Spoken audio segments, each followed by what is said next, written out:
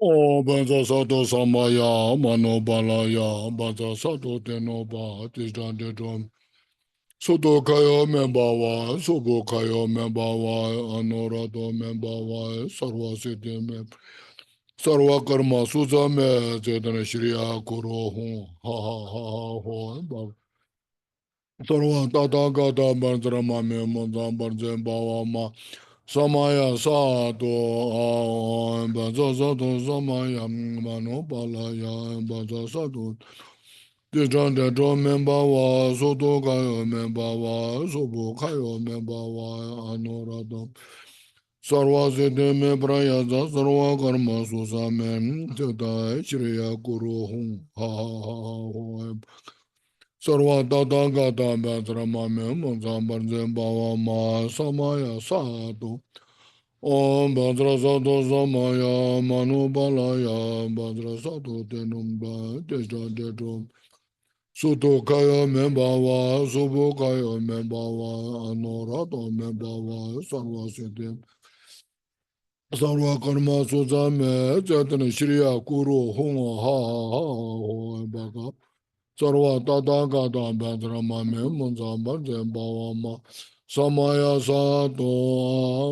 Bhadra Sato Samaya Manu Palaya Bhadra Sato Ten Disjan Tento Me Bawa Soto Kayo Me Bawa Sobo Kayo Me Bawa Anorato Sarva Siddhi Me Prayasa Sarva Karma Susame Zedra Shriya Kuru Hunga Ha Ha Ha Ha Sarva Tata Gata Bhadra Mame Munza Bhadra Bawa Ma Samaya Sa Om Bhadra Sato Samaya Manu Palamya Bhadra Sato Tenoba Tita Tito Suto Kaya Membawa Supo Kaya Membawa Anorato Membawa Sarva Siddhi Sarva Karma Susamem Zetan Shriya Kuru Hunga Ha Ha Ha Ha Sarva Tata Gata Bhadra Mame Munza Bhadra Bawa Ma Samaya Sato Om Bhadra Sato Samaya Manu Balamya Bhadra Sato Tenoba Tishan Tetom Suto Kayo Membawa Subu Kayo Membawa Anorato Membawa Sarva Yasa Sarva Karma Susam Zetan Shriya Kuru Hunga Ha Ha Sarva Tata Gata Bhadra Mame Munza Bhadra Mahasamaya Sato Aon Bhadra Sato Samaya Manu Palaya Bhadra Sato Disjan Tejo Membawa Soto Kayo Membawa Sobo Kayo Membawa Anorato Sarva Siddhi Me Prayasa Sarva Karma Susame Chetana Shriya Kuru Hunga Ha Ha Ha Sarva Tata Gata Bhadra Mame Manza Bhansen Bhava Mahasamaya Sadho.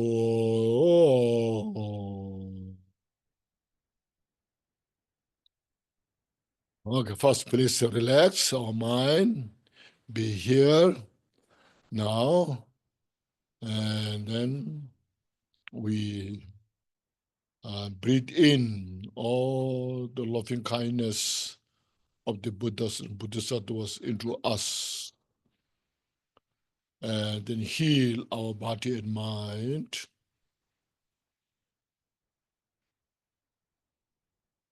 And then exhale all our delusions. Once more, please inhale fully the loving kindness of all the Buddha.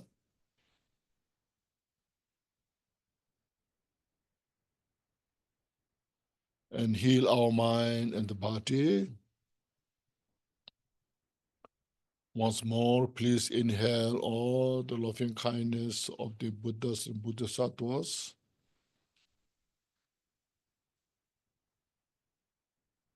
And exhale.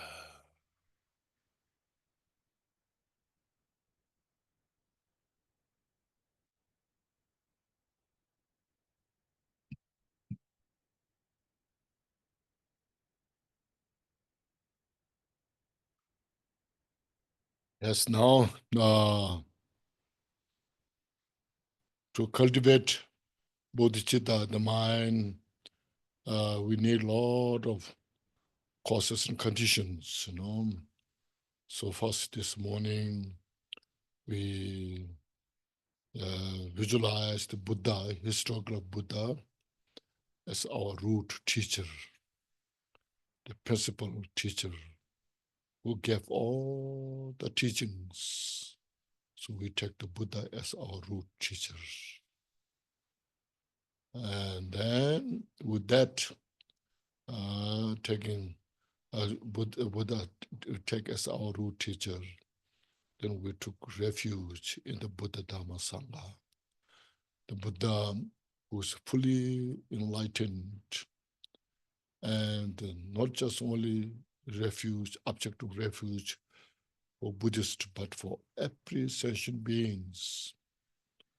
Buddha's compassion, loving kindness pervades every sentient beings, especially those who are suffering so much. Buddha has such a strong compassion to all those sentient beings who are suffering so much. And Buddha's mind is such a loving to everyone, those who desire for peace and happiness, you see.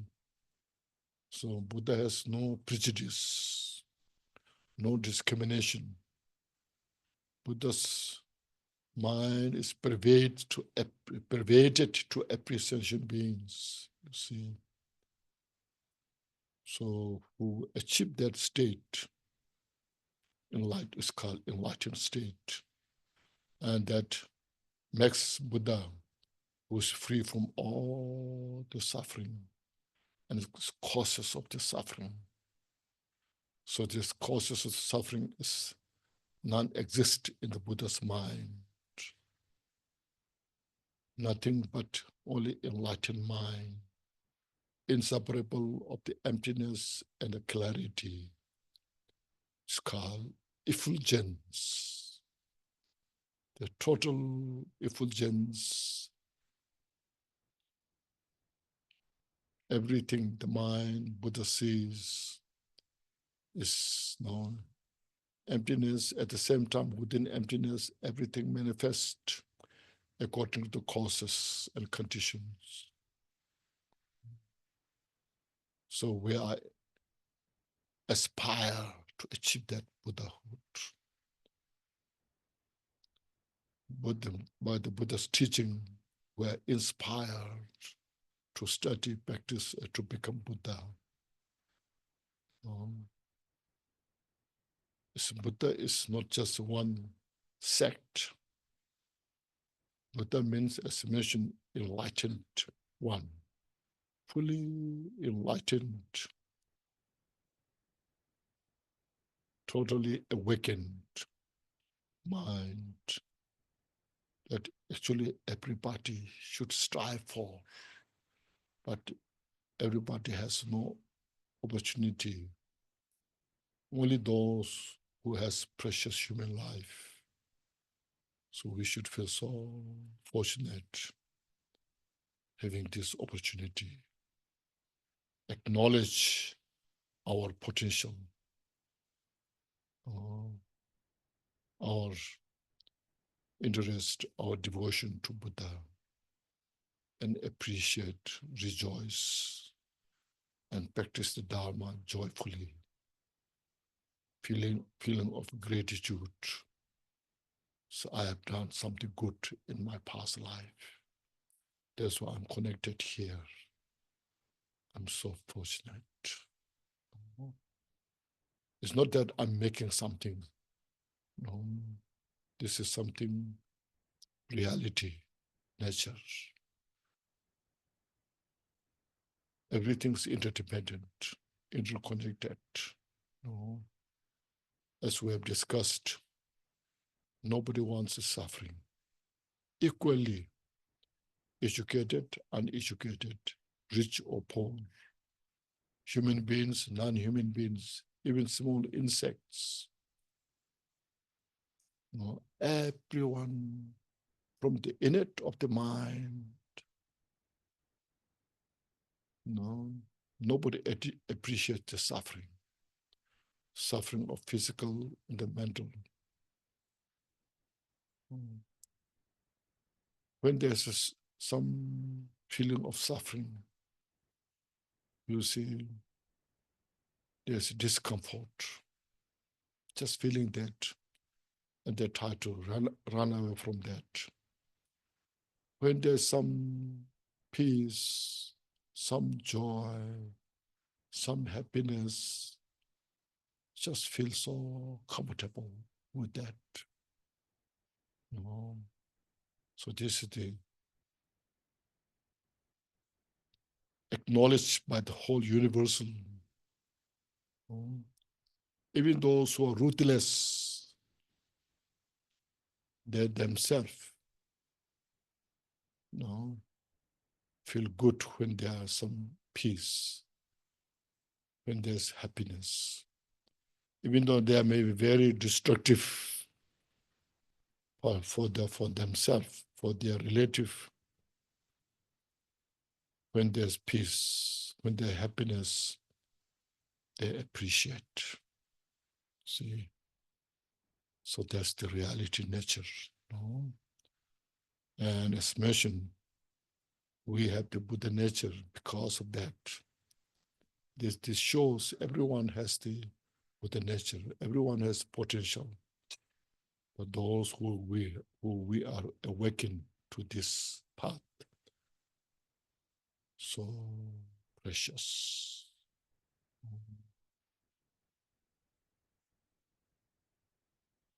So now we go through this here in this small booklet, the 4 immeasurables. Here we have that. May all mother sentient beings, boundless as the sky, have happiness and causes of happiness. That's a practice of loving kindness. Generally, as I mentioned, everyone has some love, even maybe emotional, out of attachment, but still they have love, compassion. That kind of love they have. Let's say insects, very small insects, cockroaches, mice, or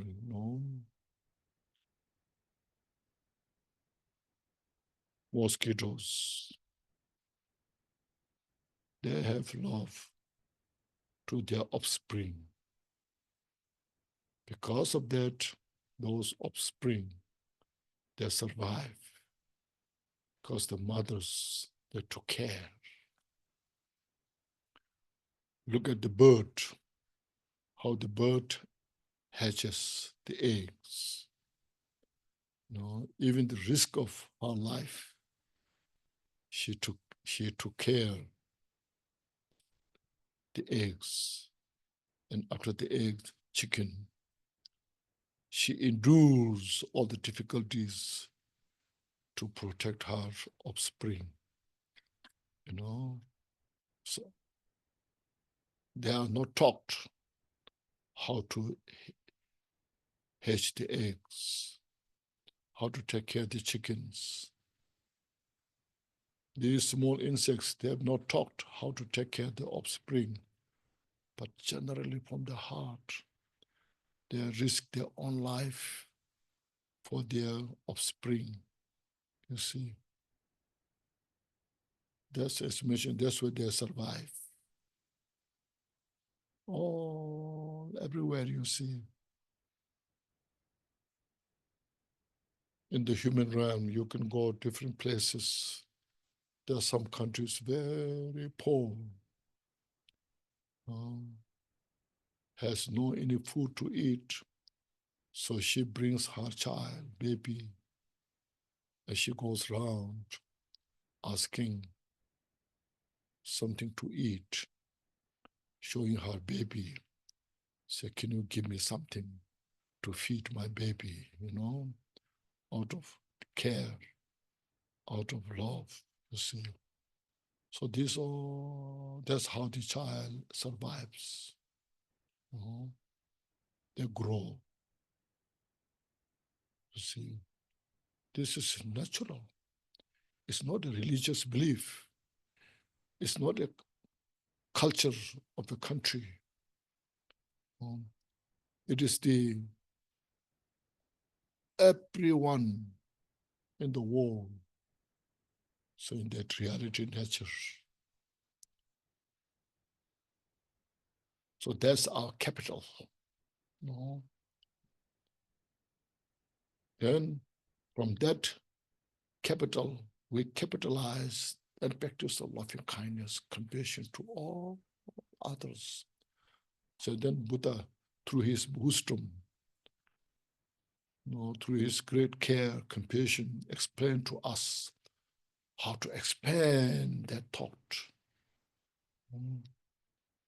Right now, maybe we are very incapable helping others. We may not have resource to helping others, but at least you practice in your heart, in your mind. Just expand that mind to all others. Wherever you are living, where you are working, where you're cooking, where you're driving. So this mind can be practiced to all others. You train that way. So the mother took care of the body. The mother took care of our mind. And how much she went through hardship. Like a farmer, go to the poor country. The farmers are so poor. They have no shoes to wear in the farm. The clothes are so ragged. They work hard to feed her children. So look at this, bring into our mind. And then when we are growing up, then she taught how to talk, how to walk. She sent us to school, requesting teachers, please teach, this is my child, as best as possible. I want a good education to my child. So she dedicates her whole life for the children.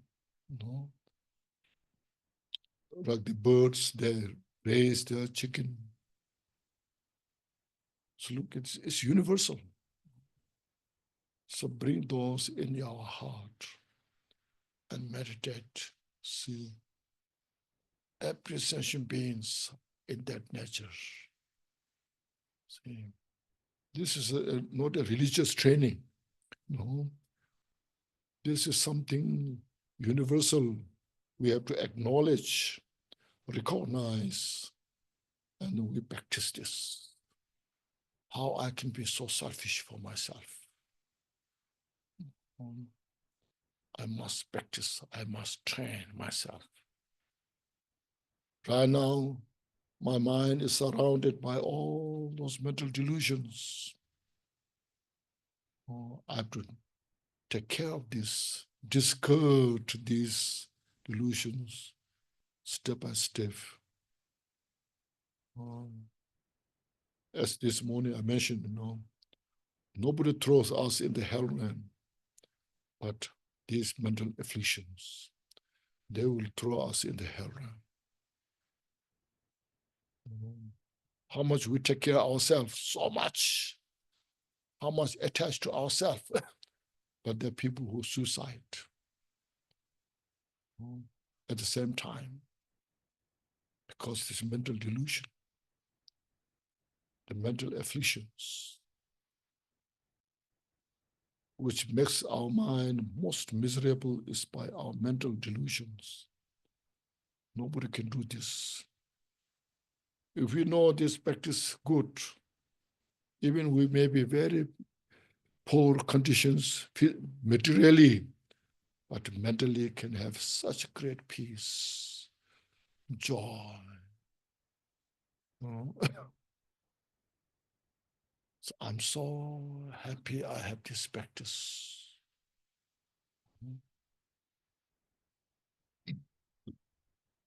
I'm sure you have heard of Kunu Lama Rinpoche. He was great Bodhisattva, great teacher. Even Dalai Lama talks, His Holiness Dalai Lama talks about that, you see. Dalai Lama, he said, I was very good in the dialectic and mathematical system, the emptiness, But he said, I admire Bodhicitta, but not so much dedicated. But emptiness-wise, then sometimes I feel I will retire, enjoy in the nirvana of the emptiness, But as soon as when I met Kunu Rinpoche, then the Bodhicitta practice just made my life fresh. From there, I started to practice the Bodhicitta. Kunu Rinpoche, he lives very simple life, very simple.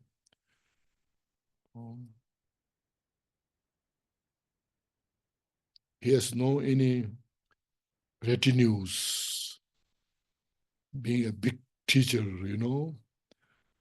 just very simple life.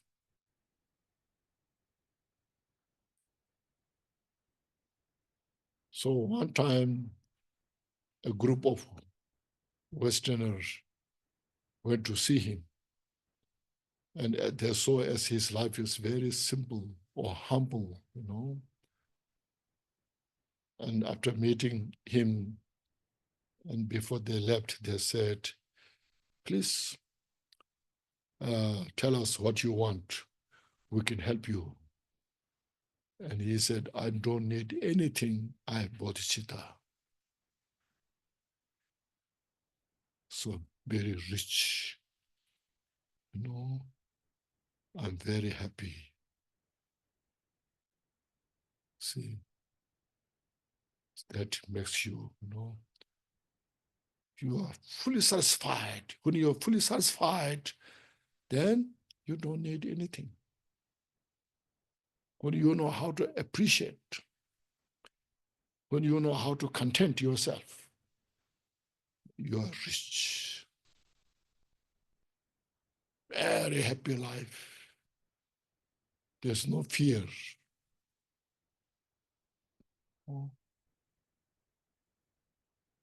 There's yourself. If you practice loving kindness, compassion to all the sentient beings here, as I mentioned this morning, we want everybody to be happy. I want to be happy.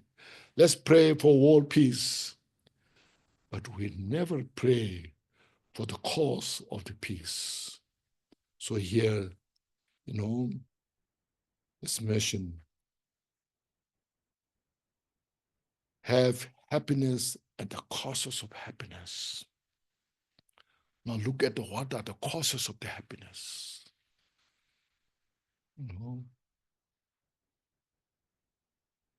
We want a very beautiful medicine, but what's the cause of the medicine? How to grow the medicine? I can pray in this village.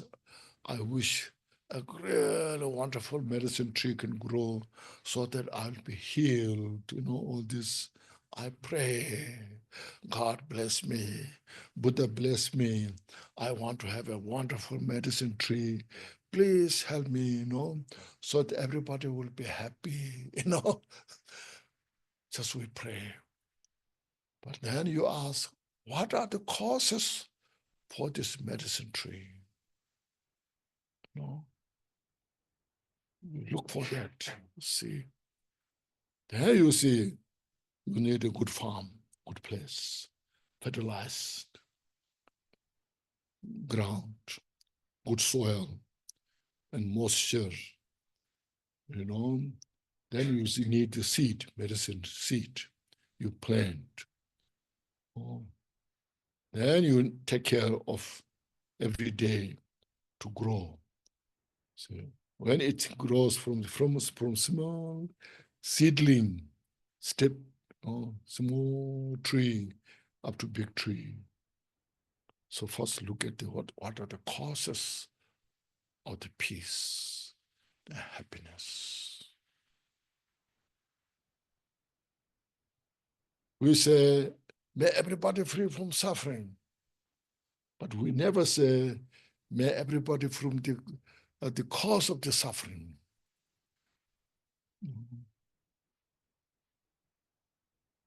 So this is a very important point. So look at the cause for peace and happiness.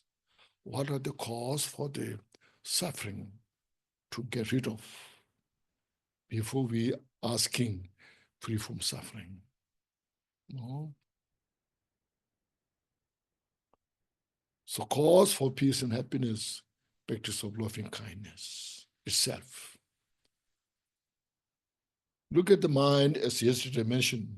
When your mind is occupied by the peace, loving kindness, and also when your mind is occupied by the loving kindness, even the person who makes you miserable,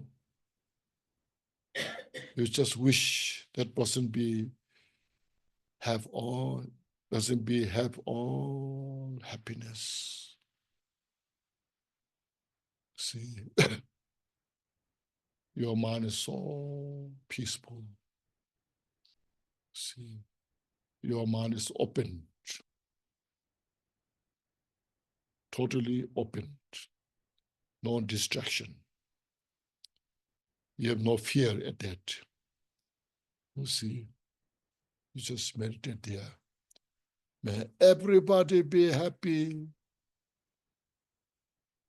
including the people who hate me.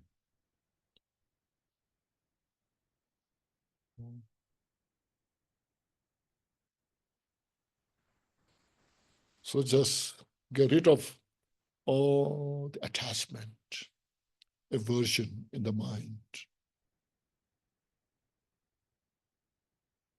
So making effort for the non-existence of the attachment and anger, jealous, arrogance, when these are free, and then wishing all to be happy, that practice of loving kindness, you see you have all the peace. You don't have to look for peace wherever you are, no? Either on the mountain, at the ocean, in your kitchen room. See,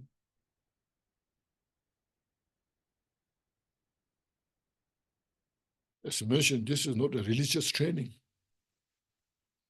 This is a practical approach, okay? A practical approach for peace and happiness.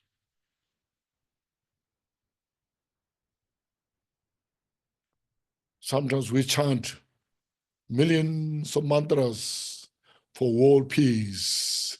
You say, we chant 100,000 million mantras for world peace. Have you heard of that? No. But the organizers, they themselves fight each other.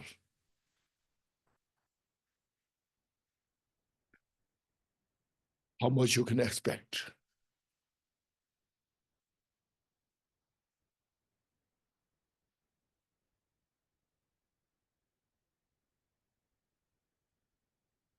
Then we chant some of their powerful deities, powerful deities, the deity is so powerful in this degenerated time, this mantra is so powerful to get rid of all the evil forces, and our mind is not in the good shape, Our mind is in the wrong place, Resentment, anger, hatred, you chant the mantra. How much you can expect real peace and happiness? See?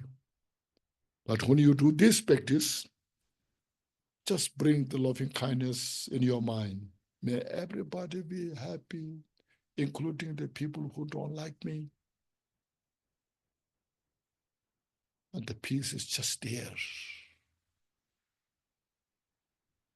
It's just there. Oh.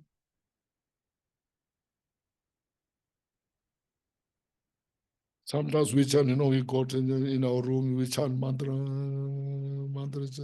hours spending time into. So I do meditation, meditating, and all the thoughts there. Our mind is congested, all the thoughts, what to do, what not to do, and chanting the powerful mantras and no peace, It's wasting time,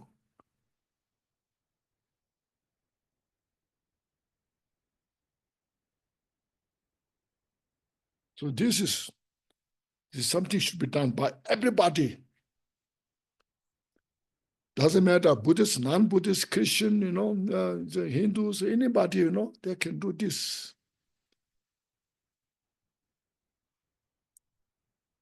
Non-believers, because they're non-believers, they also want peace and happiness, They don't want suffering as well. And this is the way how to approach to all.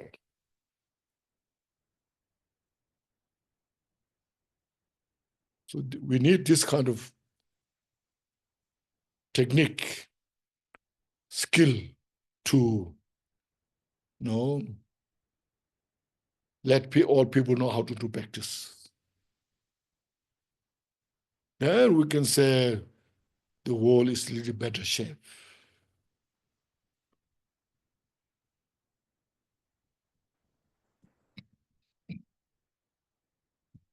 No.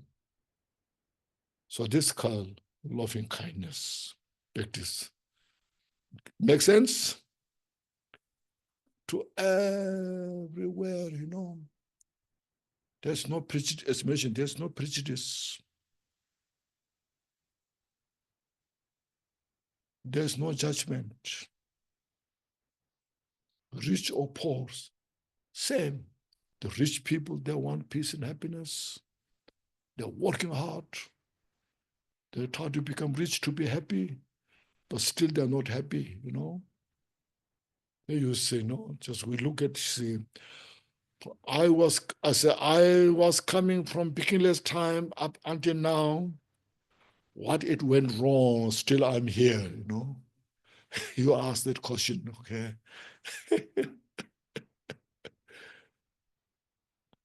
I was working hard, doing anything, whatever I know, business, technologies, politics, science, All this, I try to involve all things to free from my suffering, to have better life, more peaceful, meaningful life. But at the end, there's no real peace and happiness I achieved, I die with the confusion or confused mind, don't know what to do or where to go.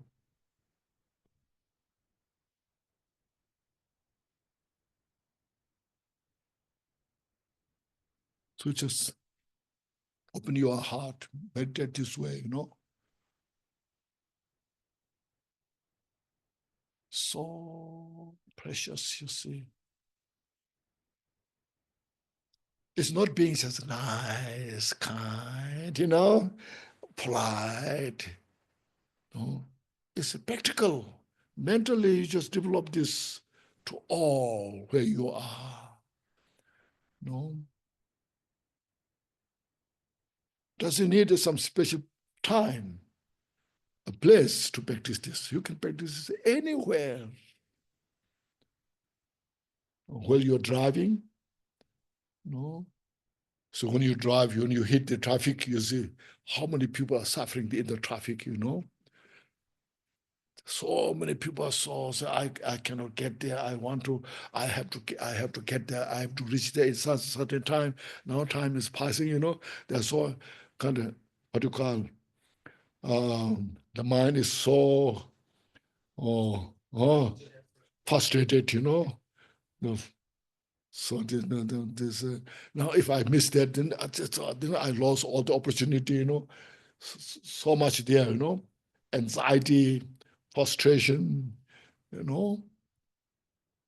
So it's just so many people that are driving that, like that kind of mind. You just practice this. May everybody be happy. Happy. Look at that. Just meditate. No.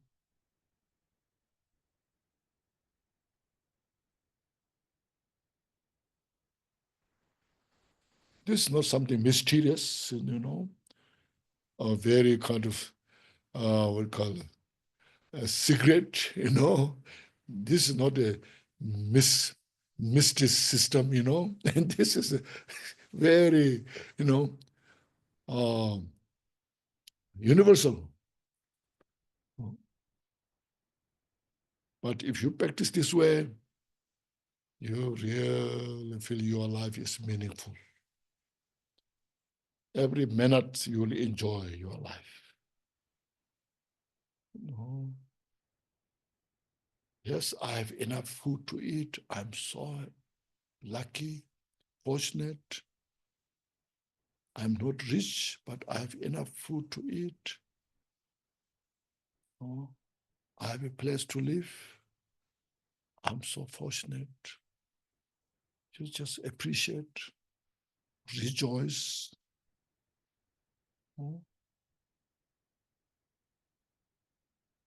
It doesn't mean you be lazy. Okay?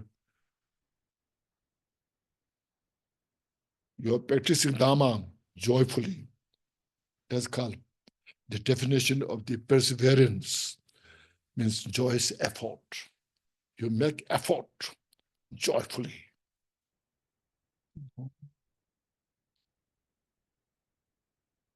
Anytime, any minute you get time to relax, you just enjoy, not wasting time.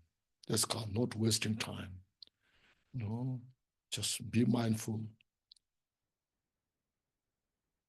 There's three things: mindfulness, awareness, and carefulness or the alertness. So these are the key factors for the progressive practice, to progress your practice. And that's what Buddha taught.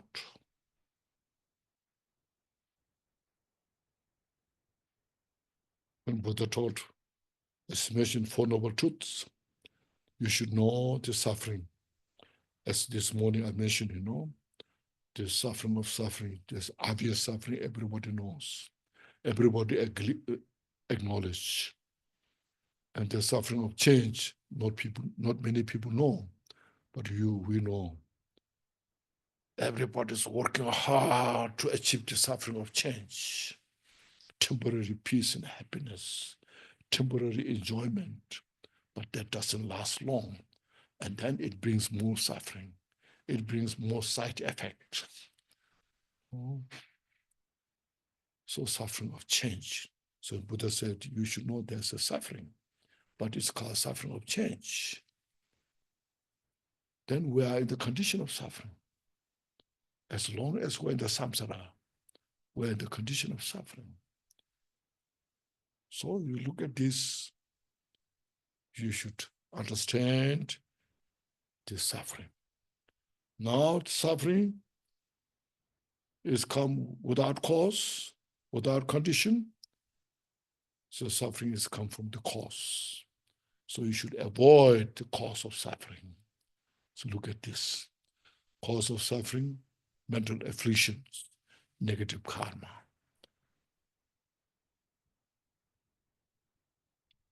Say, no, Nagarjuna said in his root Madhyamika text, let the Nyomo Seve Tars, you'll be liberated when the mental afflictions and karmas are exhausted. Oh. Mental afflictions mentioned these three portions.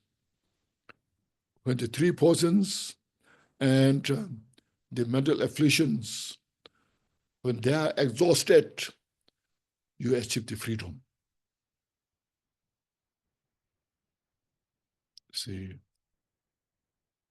sometimes you, as I mentioned, the powerful deities you pray, you will achieve all these things, you know. And these mental afflictions cannot get rid of by the powerful deities or the mantras, you know, chanting mantras or all that, you know.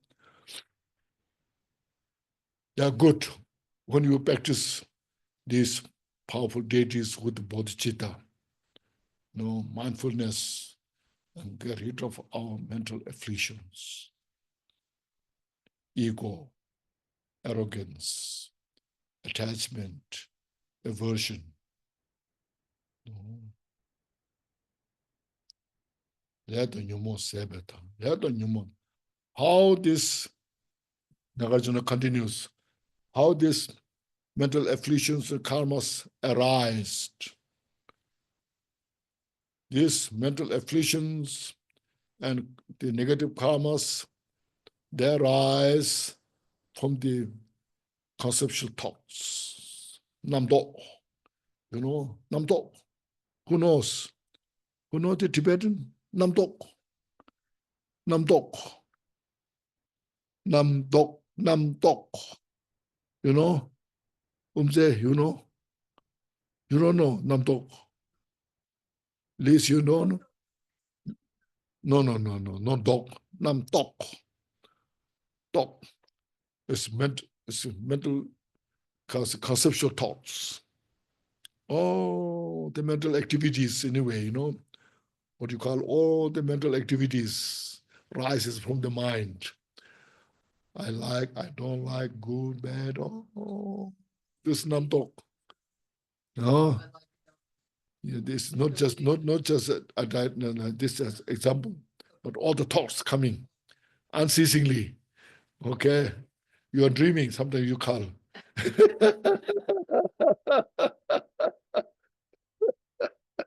And sometimes you're dreaming so much as you don't know where you are. That's called namtok. Okay. How that namtok can be taken care of by the practicing of the free from a liberation.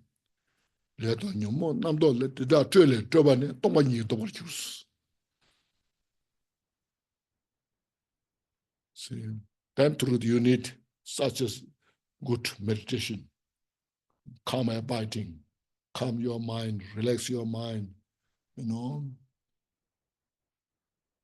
and your mind become more stabilized, clear, you know. There you can see all your discursive thought. Yes, this kind of discursive thoughts. You know? Then you purify. See, this is the way to do practice. That's the real local Buddha's teaching. Okay? It's up to date. They're fresh. Okay.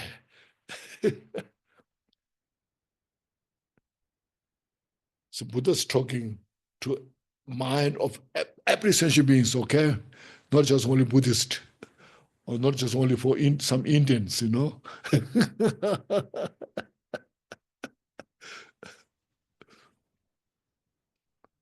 So that's why we took refuge in the Buddha, you see. So meditate that this way. So they practice submission, loving kindness to all the sentient beings who are suffering. Who are suffering, who are lacking real peace and happiness. Oh. Just look at there's so many people desperate to have real peace and happiness. Their life is traumatized. Their mind is traumatized, suffering so much. So that's why you just relax your mind, meditate on this, get the discriminating wisdom. That's why wisdom is so crucial. You need that. And then wishing everybody to have all the peace and happiness. And you relax there your mind.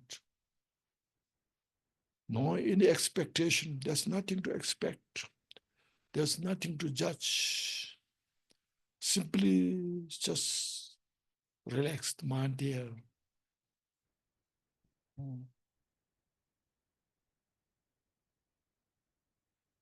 And it heals your mind. It heals your body. Relax, no?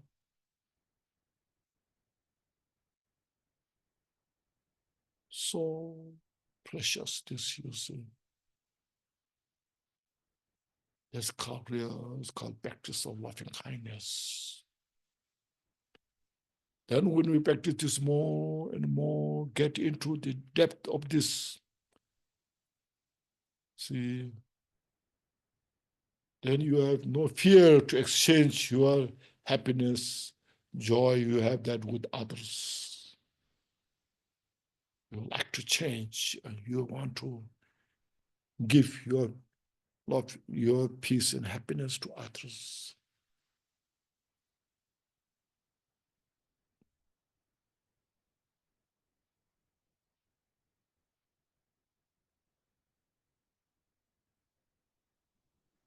So when you have that kind of state of mind, no expectations, simply just maintain your mind there. May everybody have all the peace and happiness and causes of the happiness. You just relax there.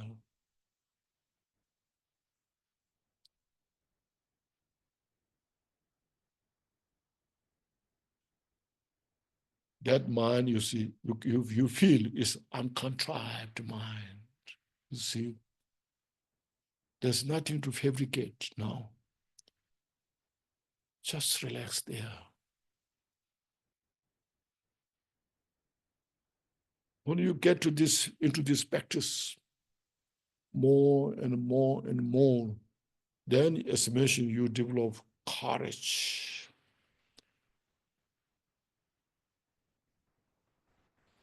You have no fear to help others. And then you can prepare to do good things for others. But before that, right now, our mind is so fragile, very easy to lose, you know, and we are just tempted to blame to others. This is happening because of you. You know, this is things happening because of that, you know. We cannot help.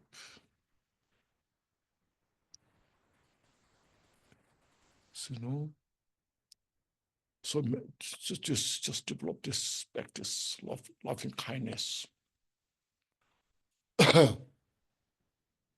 Once you are getting good about this practice, then after that you just look, yes, everybody desire for peace and happiness, but now practically,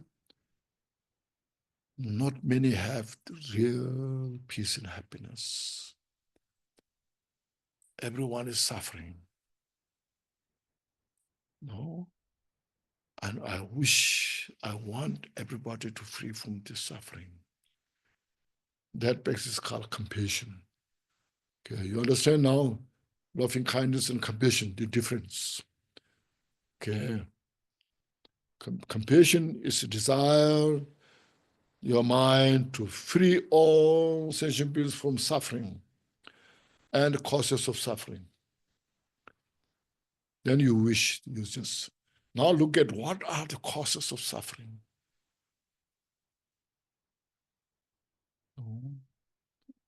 Look at the 10 virtues and 10 non-virtues.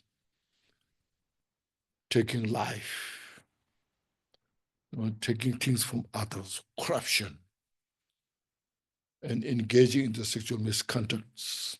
Look around everywhere, and they just keep telling lie, big or small, and then intoxicating all these things,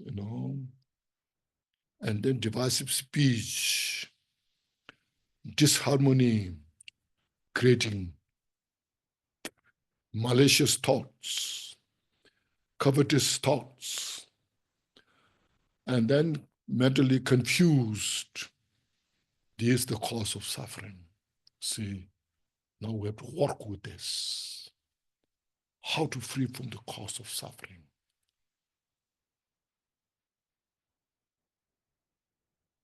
Express the issue. What are the cause of suffering? It's not enough just hiding there. When there's a problem, you have to express the cause of the problem, and then how to solve that. So meditate on this, you see. I wish everybody free from suffering, because everyone desires to free from suffering. But what are the causes of the suffering? May everybody free from the suffering, the causes of suffering.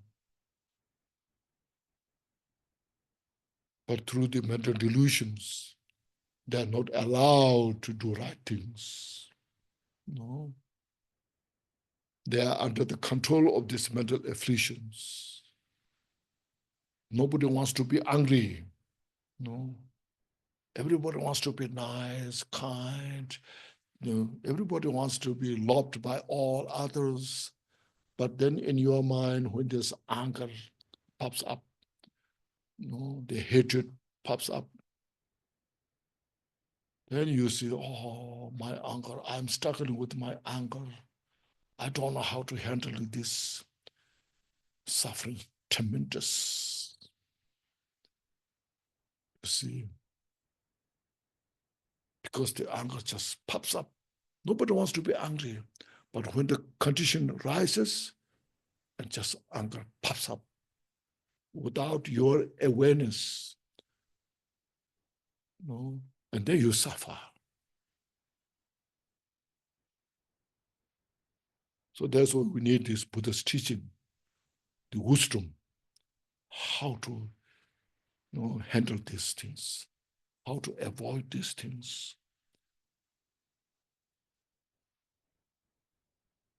I don't want to be angry. I don't want to be the resentful. But when the mind ruins by this, then you suffer. Because we are so habituated, deeply rooted these habits. We haven't been to school, college, university, how to be angry, how to attach. But the social whole society, they teach you. They teach you how to attach, how to enrich these 5 sensorial objects to satisfy your attachment. And from there arises all the anger, hatred, resentments, And with all these things, you see who are suffering so much. So instead of we being angry, we should be very compassionate. Oh, they are suffering so much. No, nobody wants to be suffer, but the suffering is there because we are dominated by these our mental afflictions. Oh, you just reflect on this, meditate, you see. Make sense? So these are very important points. Instead of saying everything's empty, display of emptiness, your display of your awareness, this looks very simple, but in reality, not so simple, isn't it?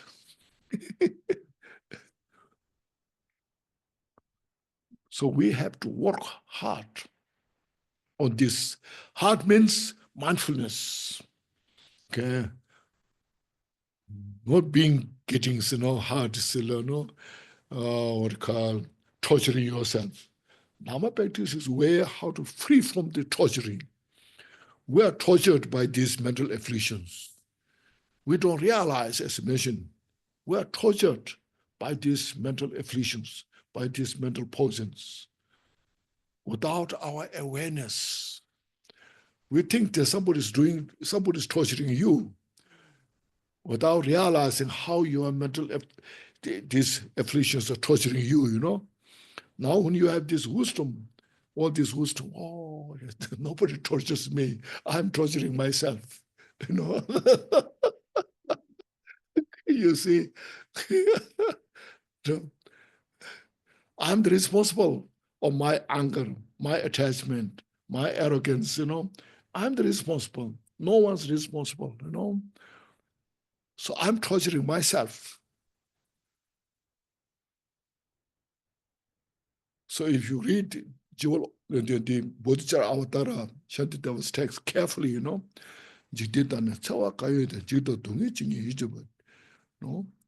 look at in the wall, all these walls, the walls, nowadays there are a lot of walls going around, and all what you call terrorists, terrorize, fears, threatening. As relation to this, how many sufferings there, all this all comes from the grasping of the self, ego. The individuals who hold the ego, and then don't want to let go of that. And then to protect that, then you make war, fighting, There are a lot of diseases, pandemic diseases coming around. Or the greed of these big business companies, owner of those, you see. Then make a lot of what you call chemicals, you see. Lot of chemicals, because this five poison or the three mental poison, they are chemical. Okay. They are the worst chemical.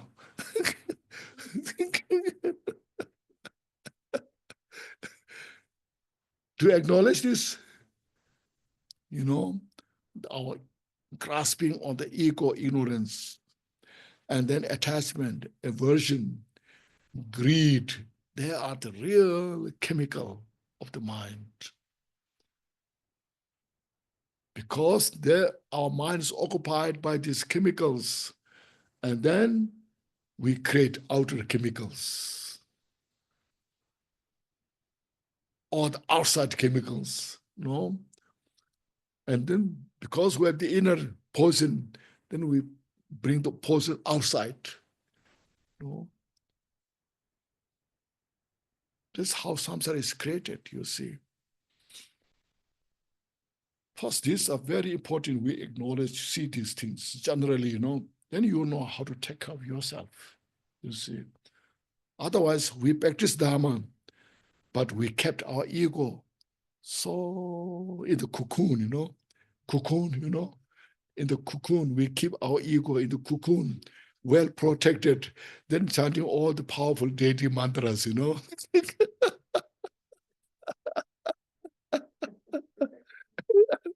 protect your ego,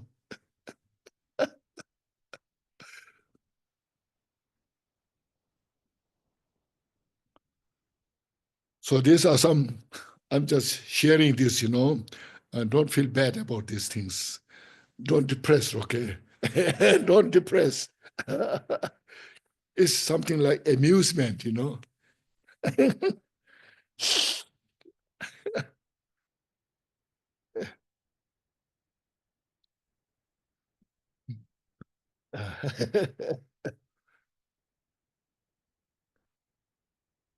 So meditate on these, then develop loving kindness, compassion to all others. That's how you can practice compassion. And since they are not easy to get rid of, it takes time. So great Bodhisattvas, they're reborn. You can call reincarnate life after life, life after life, life after life. You see, they don't expect to solve all the problem in that lifetime. No, and so then they do this so joyfully. So I can do something. No, I can help something because now I have the key. No. So look at the Bodhisattva avatars in that book also mentioned there,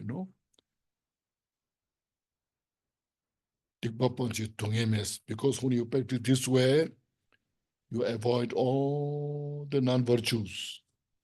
Because of abstaining from the non-virtuous activities, there's less suffering for yourself. Then when you are wise on these practices,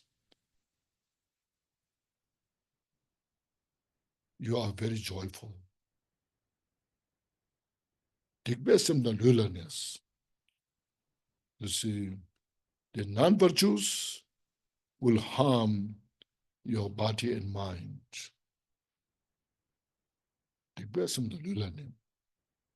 Oh. And non-virtues will bring suffering. See. So while you are practicing this, this practice, this loving kindness, compassion, all this practice, you see.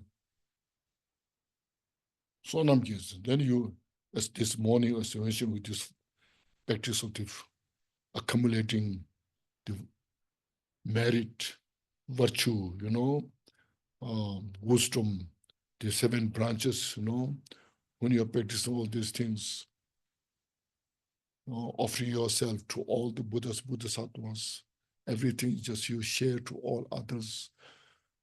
And Sonamjini Lui tell us, because of you have all these good practices, your health is good, better. And then when you know all these practices of interdependent, all are interconnected, which we will talk tomorrow as well, but everything is interconnected. Nothing exists independently. Our whole the body exists within the interdependent. All the dust particle that we have here, if one dust particle is missing, cannot function. So everything is just illusory nature, interdependent, interconnected, you see.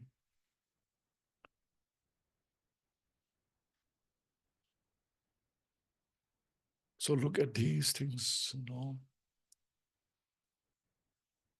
So namkini leader, kabayini, semtena.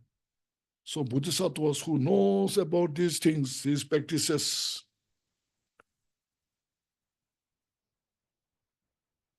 the wise Bodhisattva, the compassionate Bodhisattvas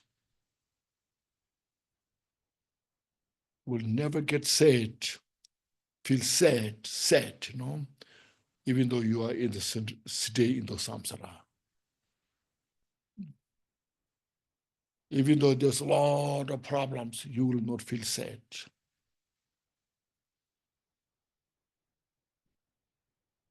And you do these things joyfully. So say, I'm so grateful I can do it. That's the blessings of being Bodhisattva.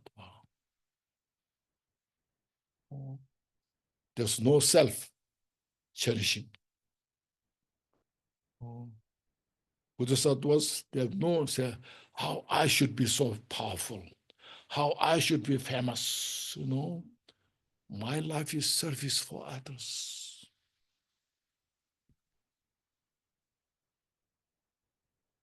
I offer myself to others' benefit. And that gives me such great joy. And that's enough for me. Very sincere, honest.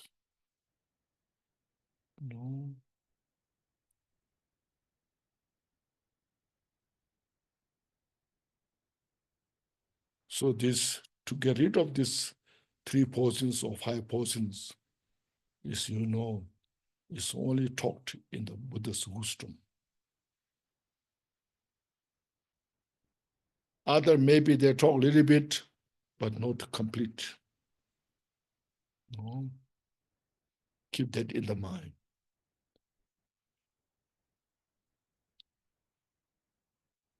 No matter how powerful beings come here, cannot take away my ignorance.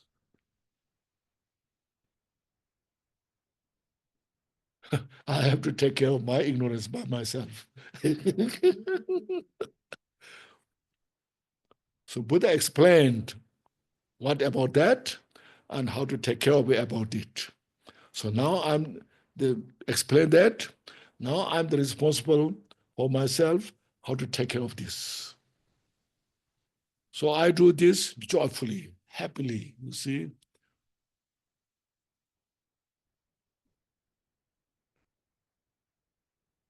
See, so I got the message.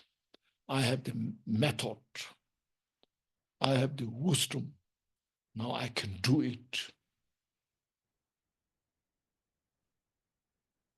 If somebody comes order you, you have such a strong aggression. Get rid of it, if somebody says that. How? You ask, how should I do,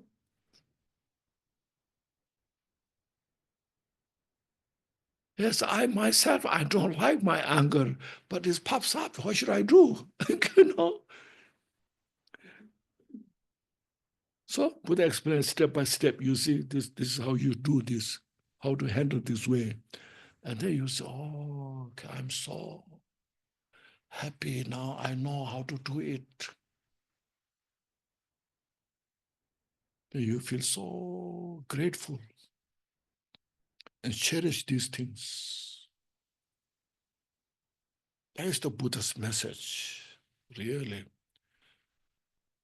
I'm sure you have heard of Buddha said,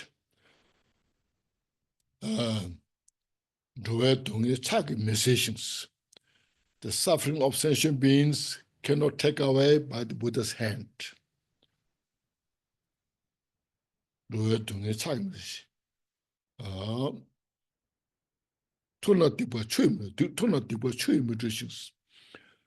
The negative obscurations, cannot washed by Buddha with water.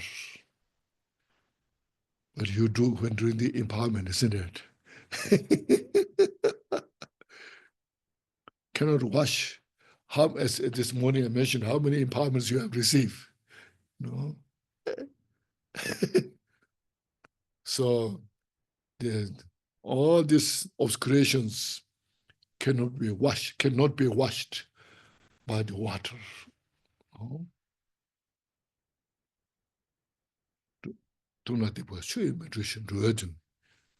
Then as well, so Buddha cannot give you his realization. Or I achieve Buddhahood, this is my realization I give to you, Now how Buddha can benefit us. So Buddha can benefit giving this all the teachings. This is the suffering. These are the cause of suffering. This is the way how to get rid of the cause of suffering. This way how you can free from samsara. Oh. Therefore, Buddha said, I show you the path for the liberation, but you are the responsible to follow the path. Okay? So please keep this and now that this message is very important. Otherwise, we have some kind of feeling of creator. If you practice this deity, it will protect you everything. And it never happens that, no.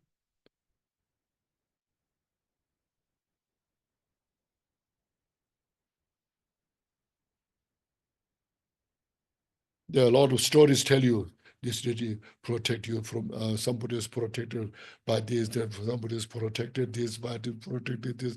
Now you follow that, and then you have such a strong expectation.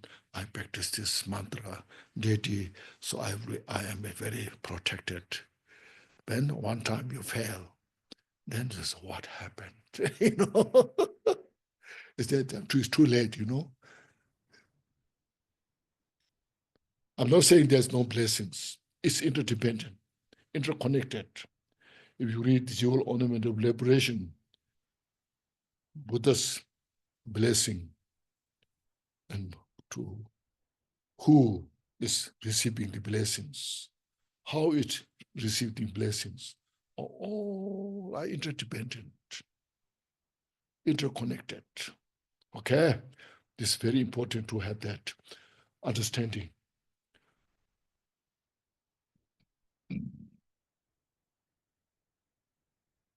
So loving kindness, compassion, that's called loving kindness, projecting all sentient beings as an object. And there's a practice of loving kindness, looking at the cause for the peace and happiness. As well, compassion. You practice compassion, those who are suffering physically, mentally so much. But then next, you cultivate compassion to see the cause of those suffering. Second step, look at all the causes of the suffering, the condition of the suffering. Contemplate on that and practice compassion. Then everything is interdependent. Everything is interdependent. They come and go. It's like a mirage. We're not making a mirage, but how everything functions as a mirage. Everything is interdependent, interconnected.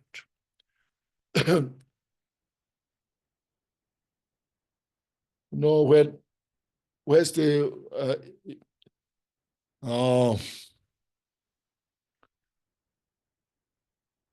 where the butter is come from? No, milk. So is milk butter or not? Milk is not butter. Butter is not milk, isn't it? They're two different, isn't it? You see, no? The butter is come from milk, but butter is not milk, and milk is not butter. When you have milk, it doesn't do the work of butter. You see, but without milk, no butter. See, and the butter we are using that is not a milk, it's butter. You see, that's called interdependent. Okay, interconnected. It's very subtle. You carefully watch it. Now, where the milk is come from now, look at it. It goes interdependent, interconnected.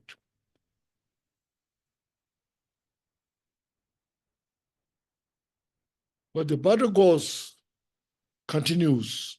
When you if you eat, butter continues working after one after another. So that take care of the eternalists and nihilists. You have heard of that. This is how everything is interdependent, interconnected. Without the first movement, I cannot live with the second movement. I'm living here in the second movement because the first movement. The first movement is come from another, the ghost. My first movement is different from the second movement. Maybe in the first moment, maybe I'm very angry, I'm upset. In the second moment, I'm very happy. But without the first, there's no second. So much different is there. So you need such a great wisdom to see that, how everything functions. This is not a religious training. It is not just a belief, but how everything functions. See, look at this.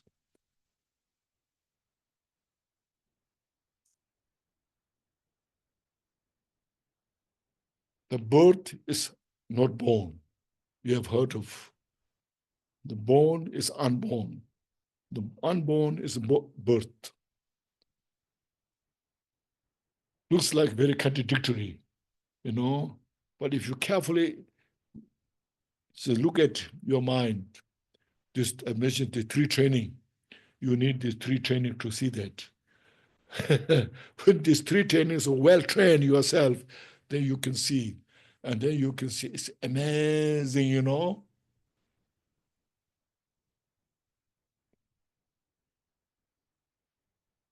As the Buddha's teaching, okay? The wisdom of Buddha.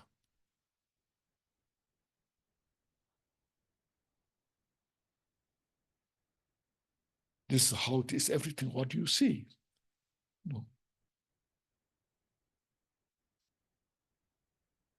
Okay.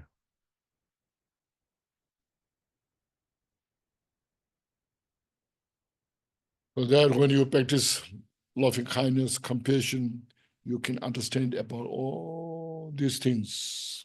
See. And then next what is said here, may there never be separated from the happiness that is free from sorrow. Means when anybody has happiness, joy, you rejoice. You feel happy about it. Third one.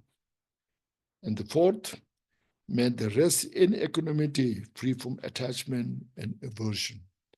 So that kind of loving kindness, compassion, pervade to all the sentient beings equally.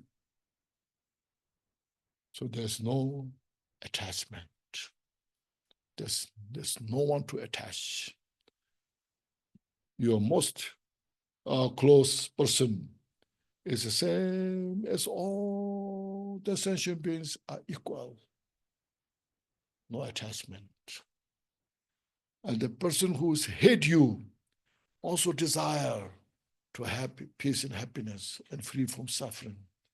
And you treat it same as all others, no aversion. So the third, rejoicing, feeling happiness, happy to others, equanimity, those two, and the first, loving kindness, they are same. Okay, so that's why there's two. Mostly we come to loving kindness and compassion because of that.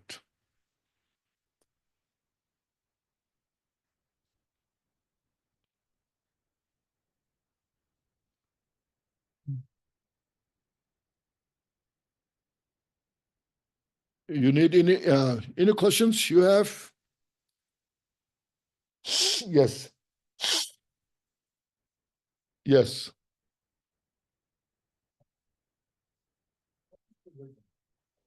Oh.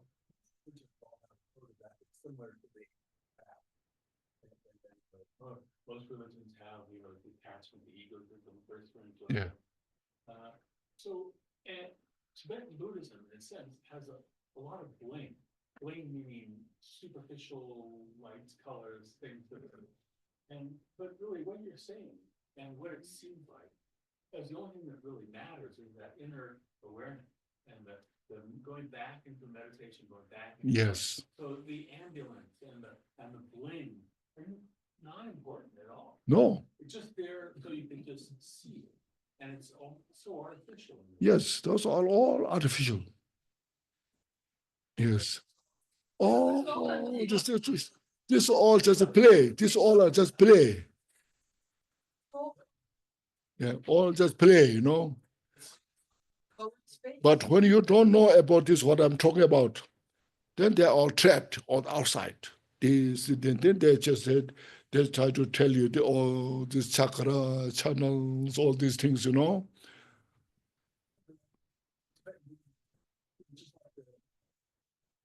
Scarf, have a blessing scarf, and it has all these things around it that you think almost superficially as a thing that adds more to your merits, I guess. Yes.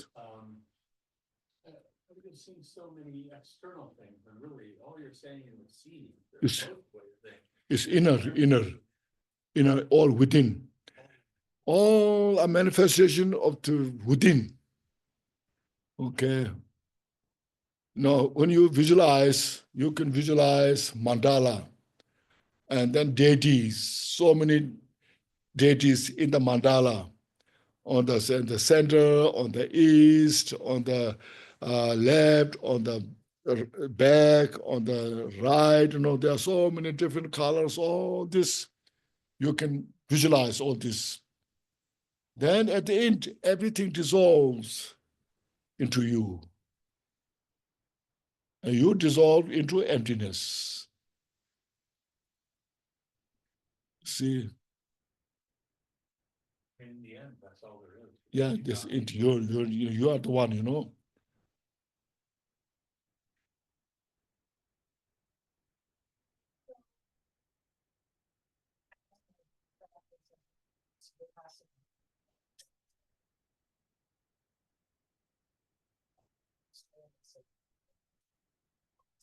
What you are saying is that after all of the practices that are taught by the lamas and given by the deities and all the prayers, we all come back to you.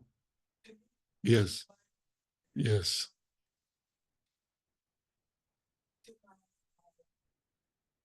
concentration. Yes. Yes. Yes. That's your root. Yes. It makes you very simple. You know, it simplifies yourself. Yeah. Yeah.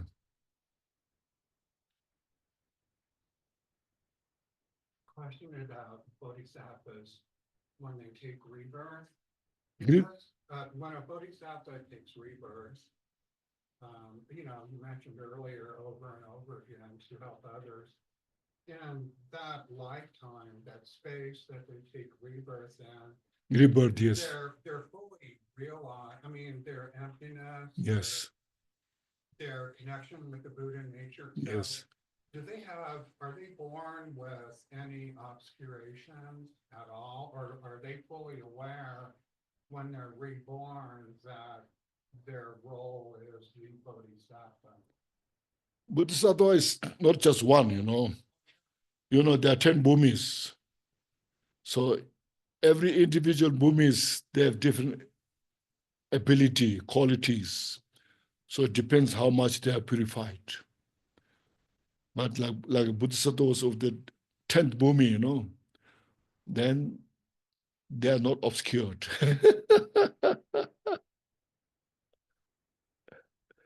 They have only one step to go, you know.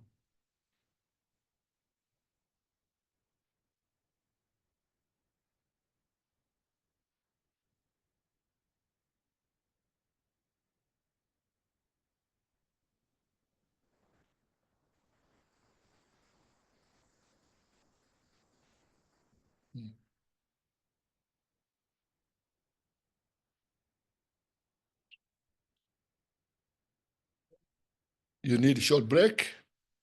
Yeah, go ahead. Om Banza Sato Samaya, Mano Balaya, Banza Sato Tenoba, Tito. Sudo Kayo Membawa, Subu Kayo Membawa, Anurado Membawa, Sarva Siddhim, Sarva Karma Suzame, Chetan Shriya Kuru Hung Ha Ha Ha, Sarva Tata Gatam Banzara Mami Munzam Banzam, Samaya Sato, yeah, this such a condense what I talked about interdependence, So you need a little short break. Yes.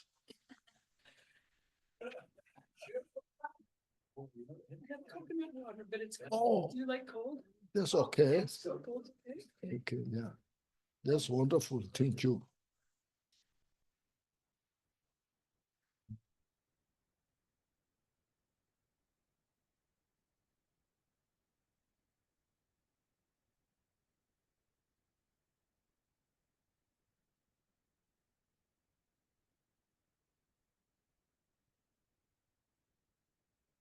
So, Zen training then, just Oh, Zen mm, training, mm. is that just sitting in awareness? It's also very good sitting. With Oh, the pen? yeah. Yeah. Then generally, there's It seems like the thing that Tibetan Buddhism has is kind of a definition of how to get there. oh yes, Tibetan Buddhism has a lot of things to offer. Yeah, very So deep, much. deep thought. Very deep, yes. A lot of explanations. Yeah, but it creates all this. Yes. So it's like a supermarket.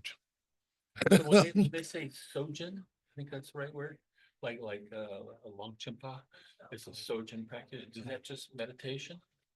What's that the name? Sojin. A DZOG. DZ DZ EGN. Oh, don't worry. Sijin. Thank you. So, Si- Sojin, like Sokni Rinpoche. Oh, Sokni. I need to know that word. Can you okay. write before me? Probably not. You want me to give you a phone number for John? I'll get it for him.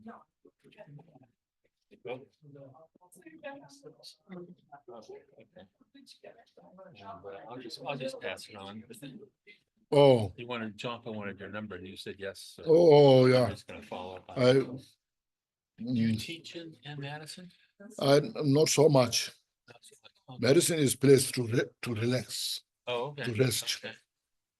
When these like some places they invite me, I come Oh, and good. then I talk. Good. Oh, you're a great teacher. I Good teacher? appreciate it. You're a very good teacher. Okay. I really respect it. Okay, thank you.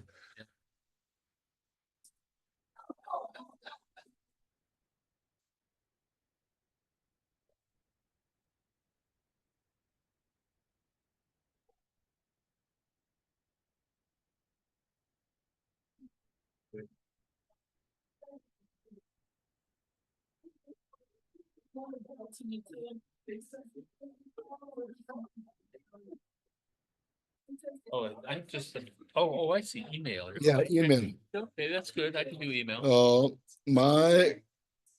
I have what's called landline phone, Yeah. but I don't remember the Oh, okay. number because I don't use. I'll make sure I can read it and I'll just send them that.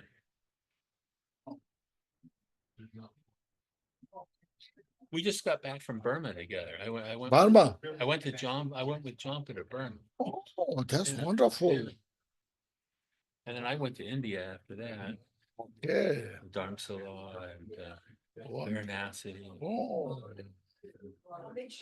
Okay, very good. my name is here. Mhm. And this Ratna. Okay, so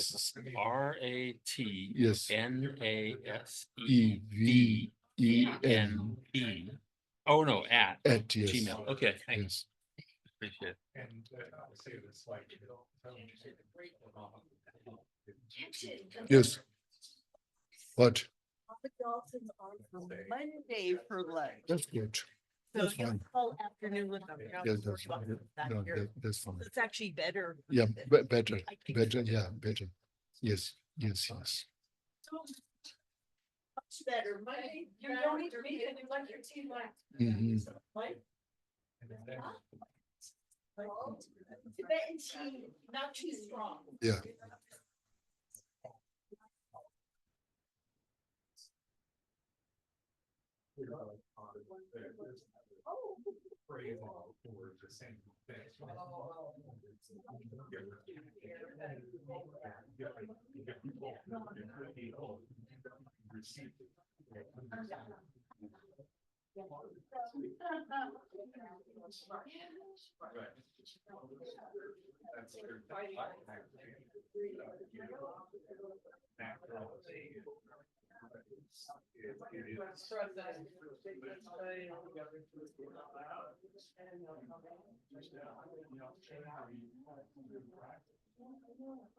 Well, and it's my, I guess, dispensation.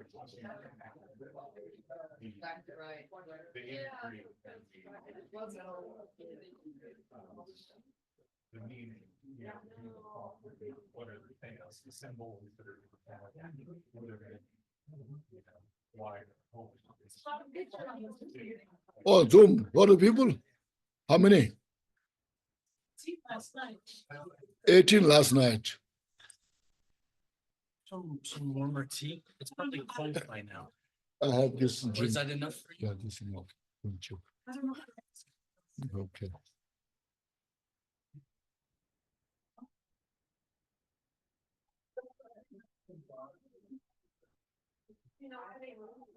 There's 25 on Sunday. Oh, Zoom, okay. That's good. So, I know Dharma practitioners have this issue, but people who are not Dharma practitioners, you know, we tend to, you're saying, you know, I have anger, I have this, I have that. We tend to look outside ourselves, like that person did X, Y, Z and made me angry or da, da, da. You know, we have more of an awareness of karma. Mhm. But it's still hard when someone's being harsh at you to say, oh, they're just an instrument of my karma. I know the first thing, that's not the first thing I think. I'm like, wow, that person's being a real jerk. They're like being harsh. So it's, you know, how do we, as Dharma practitioners, you know, any strategies to remember that type of thing? Like, you know, when I have compassion with a person, you don't like their behavior, but, and you understand it's your own karma that's bringing that suffering to you. And the other problem is, of course, duality, you know, not Mhm. having to relate to everything is non-Buddhists and Buddhists alike until you realize emptiness. But it's duality, that us and them kind of a thing. So, any advice for that? Yes.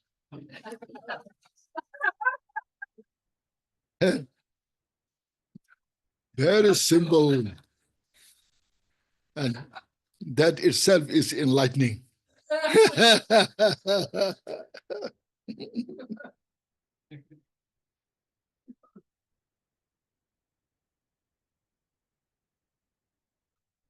Oh, banza sato samaya, mano balaya, banza sato denomba, tishan deto membawa, soto kayo, subo kayo membawa, anorato membawa, sarwa siddhi meb, sarwa karma suzame, chetane shriya kuru hum, ha ha hum, sarwa tatangata, betra mami munta, banzi bawa ma, samaya sato, yeah, again, the same thing, you know. Everything depends, causes a condition.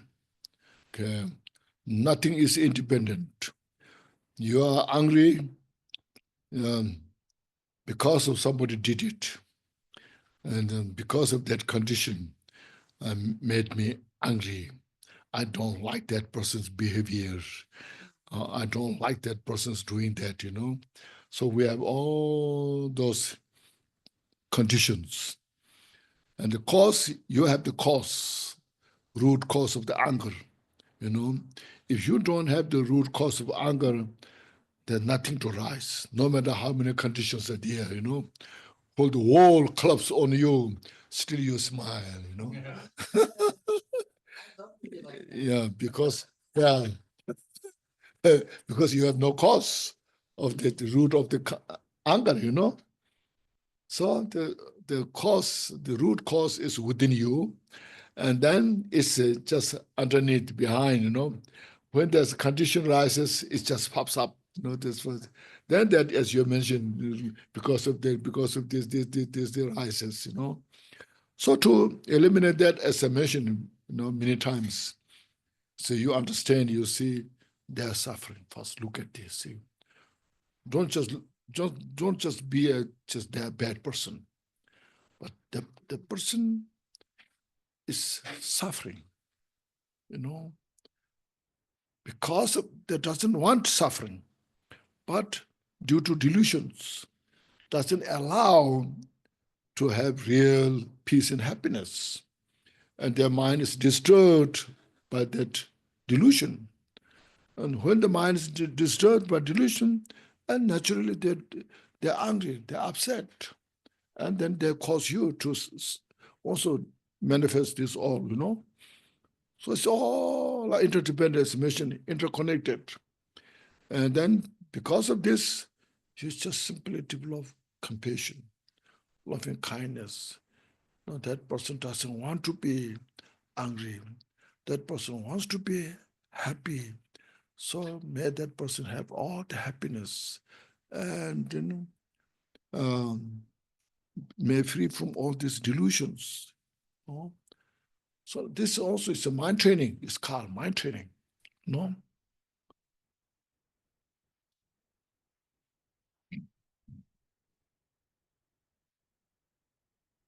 Okay, so this is the how. Then now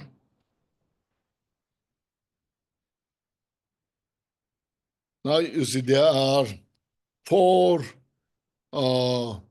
preparations that I have explained. Seeing the Buddha as the root teacher is one condition, one preparation, one condition. And then taking refuge in the Buddha Dhamma Sangha is the second condition, okay? And the third condition, as I mentioned, accumulating great merit or wisdom. We went through that, you know, briefly. There are so many things you can study, also practice more. And then the fourth is this loving kindness and compassion. Those how to rise to all sentient beings. Now you just meditate. Now, say, I want them, by practicing loving kindness, I want them to have all the peace, happiness, and causes of happiness. I want them to free from all the suffering and causes of suffering.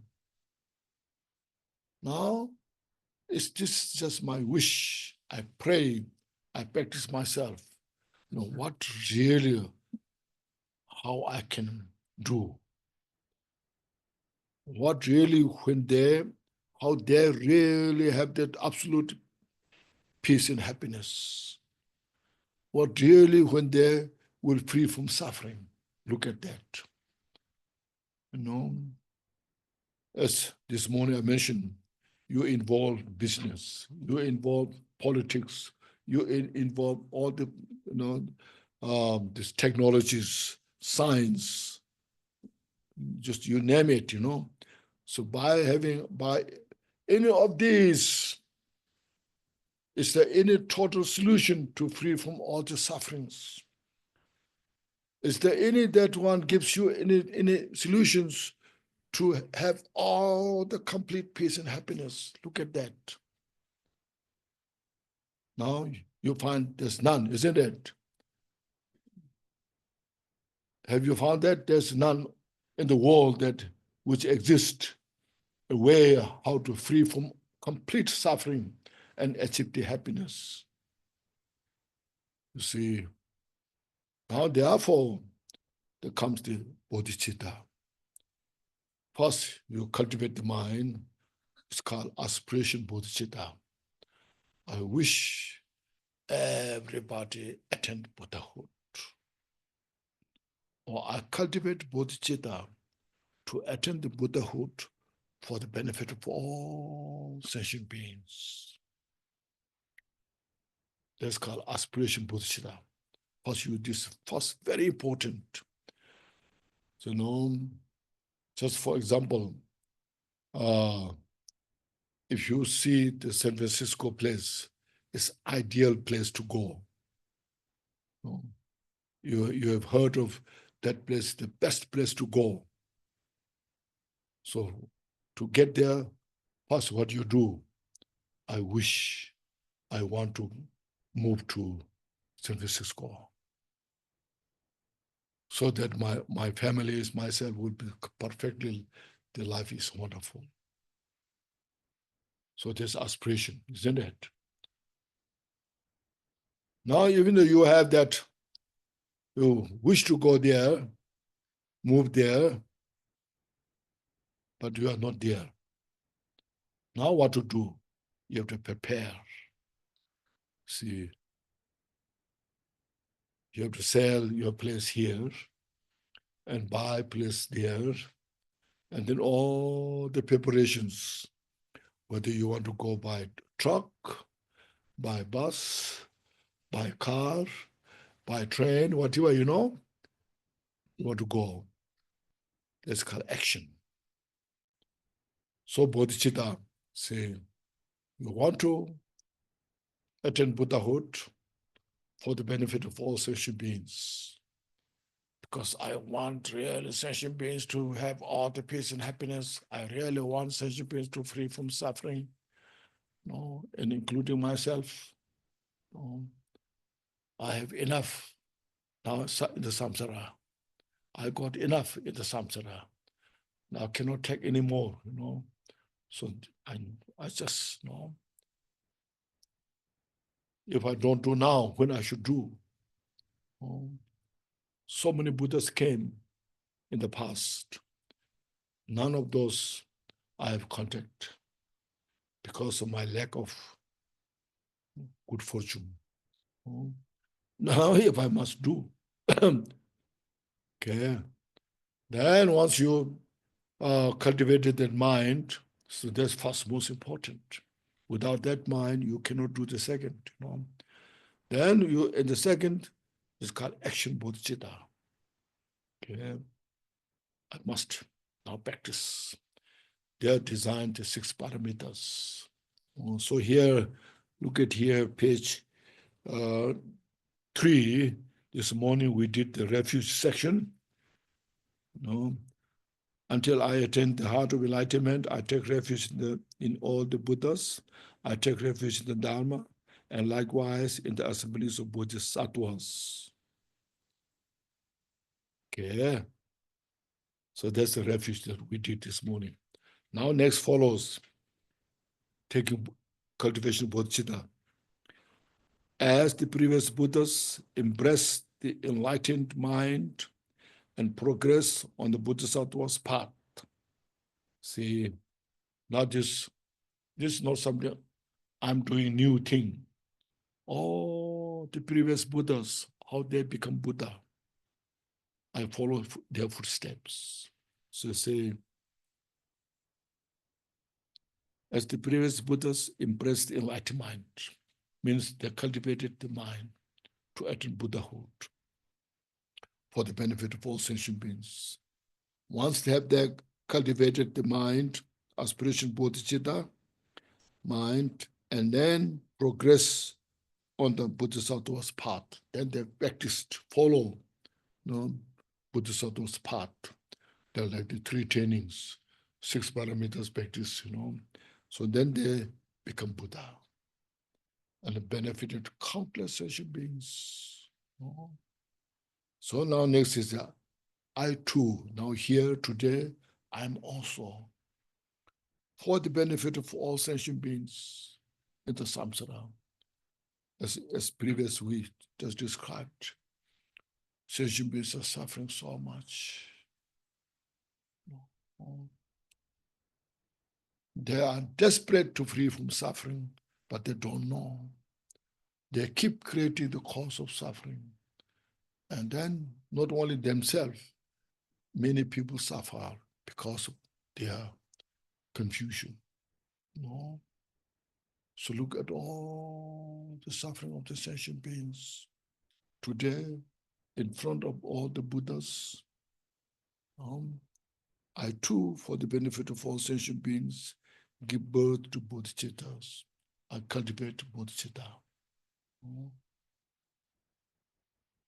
to attain Buddhahood, so that everybody is free from suffering and everybody have all the happiness. So there's aspiration Bodhicitta. See, Bodhicitta. And then next, apply myself to accomplish the stage of the path. Then I to be just cultivating, but just by cultivating of the Bodhicitta or giving a rise of the Bodhicitta, you are not Buddha. Not how to become Buddha. So apply myself and all the practices, the 6 parameters, practice of generosity, practice of moral ethics, patience, which I'll explain, to apply myself to accomplish the stages of the path. How many paths there are? You know how many paths? How many Bodhisattvas paths? How many paths there? Huh? No, paths, first path.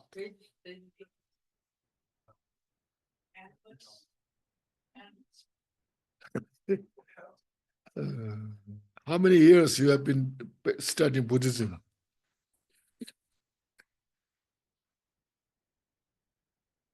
The Bodhisattva's Have you read Jewel Ornament of Liberation? So how many parts there?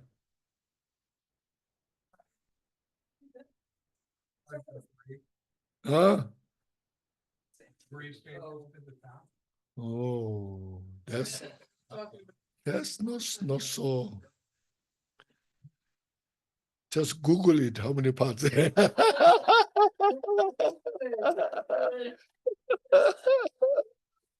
Oh, that's path to become Buddha.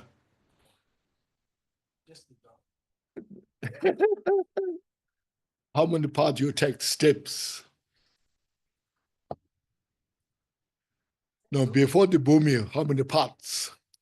The part and the bhumis. See. Oh, you see, now you see. So be careful,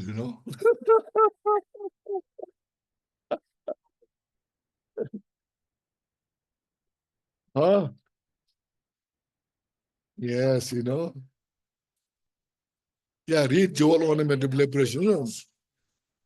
No, it's okay. Now you read, okay? There are 5 parts, you see. Look at it, Part of accumulation, part of preparation, special insight, part of meditation, part of perfection of meditations, you see. Yeah, okay. There are 5 parts. Then there are 10 bhumis, So you study them, don't forget. And don't forget your bodhicitta, okay? So you see this. So he has said, I will accomplish myself all going through these 5 paths, 10 bhumis. It's called action. You put the action now. See, once you become Buddha, then you see, you have all the resource, complete resource you have to help other sentient beings. There's nothing is lacking.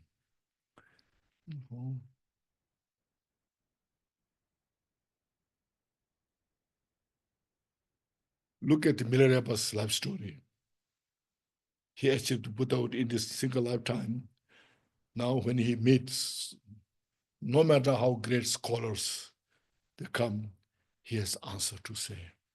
Like Kambupa, before he met Milarepa, Kambupa studied so much, all these Nagarjuna's writings, all the Asanga's writing.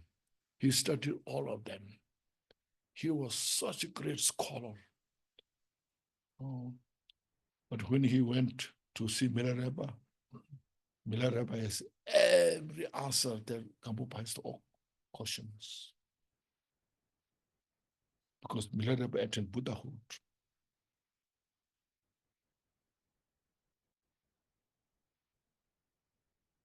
So now we cannot waste our time. No. We just follow, So this is the ceremony we do there, okay? Bodhisattva ceremony. So wonderful. I'm sure you have not paid any attention when you're receiving all those empowerments. Every empowerment has the Bodhisattva's vow, But you don't pay attention. You're just looking empowerment, You're all the Bodhisattva says, okay, it's okay. I don't need that. I need empowerment.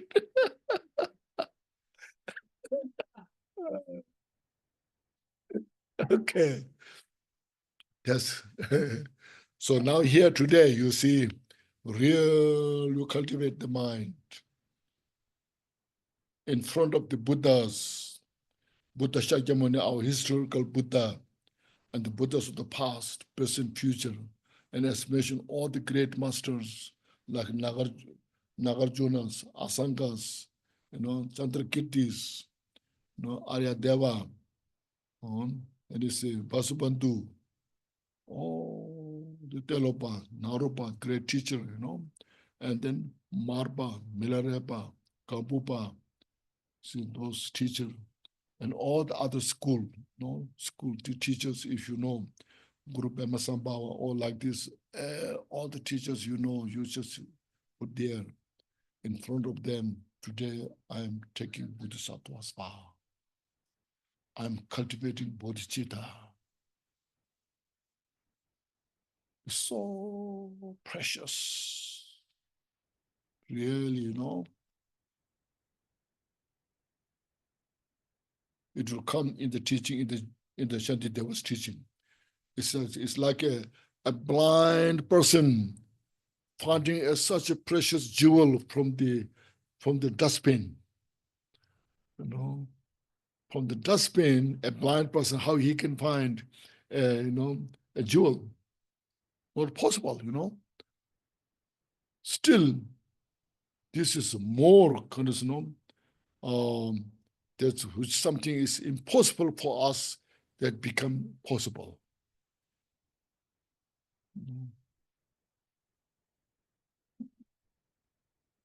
This bodhicitta is like butter from the ocean of milk. From the ocean of the milk, you churn and produce the butter, bodhicitta.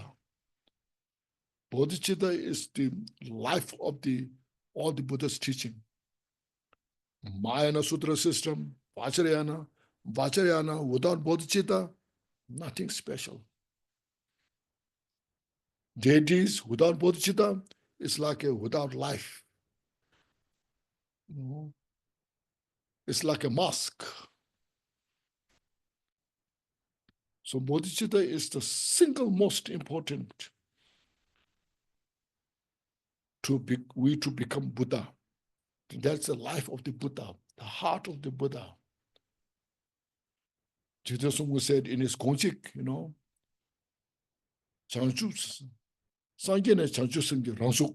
Buddha is the embodiment of the Bodhicitta. Okay. Buddha become Buddha because of Bodhicitta. Buddha perfected practice to become Buddha because Buddha perfected the practice of Bodhicitta. Okay? So we should see this. Still I'm not saying enough, but just some few words for your kind of understanding, you know.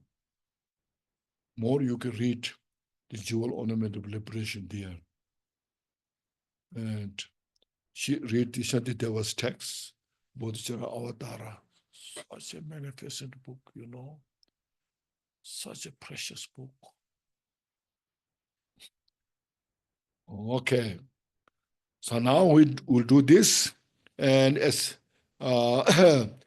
first I will explain, we'll do this ceremony in Tibetan, you know, and then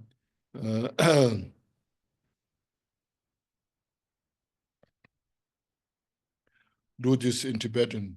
So I'll explain this, all this, how to do this practice. As this morning refuge ceremony. So all the Buddhas, Bodhisattvas of the 10th direction, please hear my request. Master, please hear my request.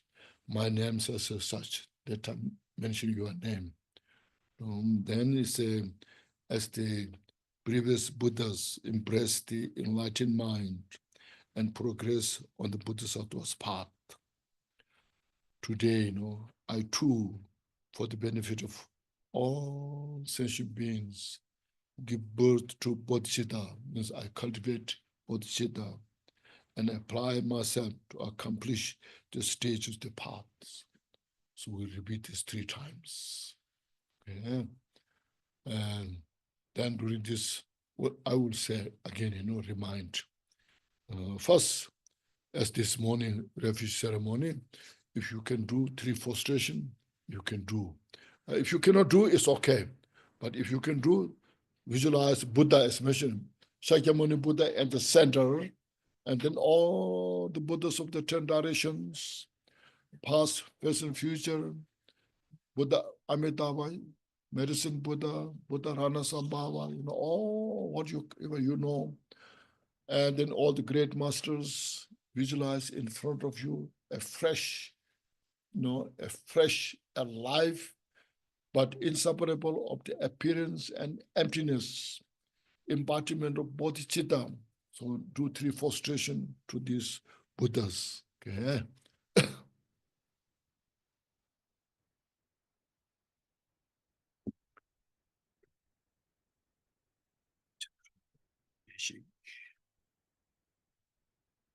Okay, thank you.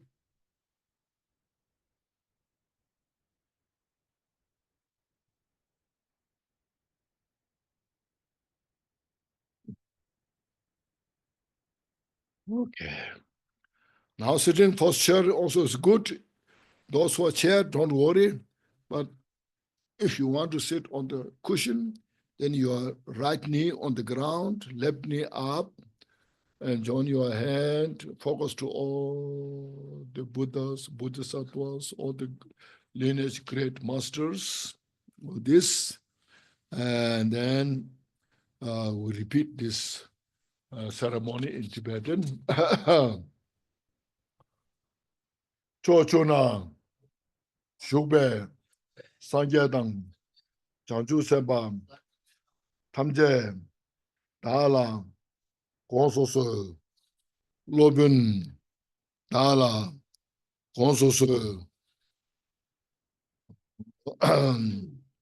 Chitarangwanji, Deshiki, Chanchu Tuni, Kieba. Oh, sorry, I forgot to say your names. Okay, Master, say no, Da Ming, Dishi Chawa. So your name? Oh, okay, Chi Chawa. Chitarangwanji, Deshiki, Chanchu Tuni, Kieba Tang, Chanchu Sembe, Laba La, Deda Rimshin, Neba Tar, Dishin Dola, Pendon Do, Chanchu Semni, Kiki Shin, Dishin Tuni, Laba La, Rimba Shindu, Labara Ki. Okay, we finished the first one. Now, second recitation, please reinforce. cultivating the aspiration bodhicitta, and taking the Bodhisattva's vow, the action bodhicitta. So focusing, seeing all the Buddhas in front of you, and every Buddha, past, present, future, all the great masters, enlightened masters, especially Buddha Shakyamuni in the center as your root guru. So you are taking basically your Bodhicitta, Bodhisattva's vow from Buddha Shakyamuni. Okay. So you feel so grateful and joyful. Today, I'm so fortunate I got this opportunity. So I sincerely cultivate Bodhicitta and action Bodhicitta. So with this mind, please repeat the second recitation.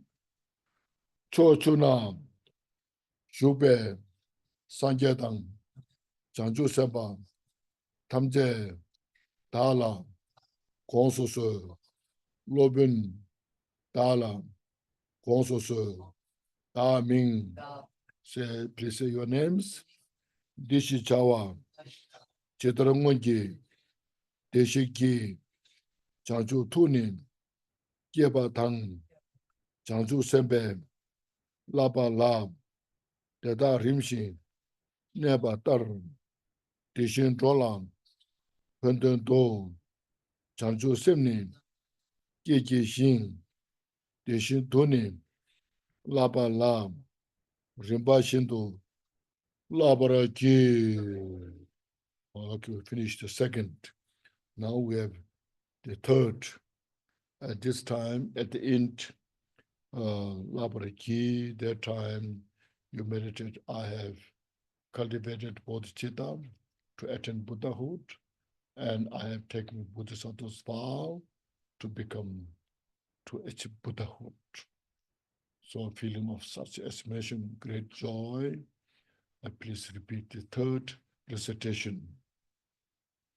Chochuna, Shube, Sangyadang, Janju Sembang, Tamje, Dala, Gonsoso, Lobin, Dala, Gonsoso, Da Ming. Please say your name. Dishi Chawa, Chidarangunji, Deshiki, Janju Tunin, Yeba Tang, Janju Sembe, Laba Lam, Deda Rimshin, Neba Tar, Dishin Drola, Penden Do, Janju Semnin, Kiki Shin, Dishin Tunin, Laba Lam, Rimba Shindo, Labra Ki. Now please sit down on your chair or on your cushion. Just relax. Just be here. Just focus on the Buddhas that you have visualized. Now here I will say tap and you please say lexo. So this means through this ceremony, you have cultivated bodhicitta and received Bodhisattva's vow. Then when you say lexo, means yes, I have received Bodhisattva's vow. At that moment, all the surrounding Buddhas, Bodhisattvas dissolve into Buddha Shakyamuni. As well, all the great masters also dissolved into Buddha Shakyamuni. So Buddha Shakyamuni is your root teacher that melted into light, the light of all the Bodhicitta, the relative Bodhicitta, absolute Bodhicitta, all the Buddha's excellent qualities, the light dissolve into you from your crown of head. And if you meditate, it pervades your entire body and mind. And that time you meditate, yourself dissolve into emptiness. And you meditate your mind as nature of the space. It's called unconfined vastness of the space. Okay. Oh, then I will say this, Tabino. Oh, Tabino.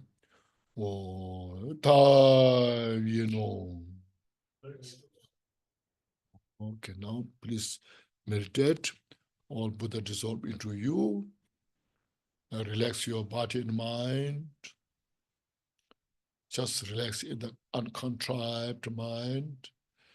No need to think right or wrong. Just simply just rest the mind as it is.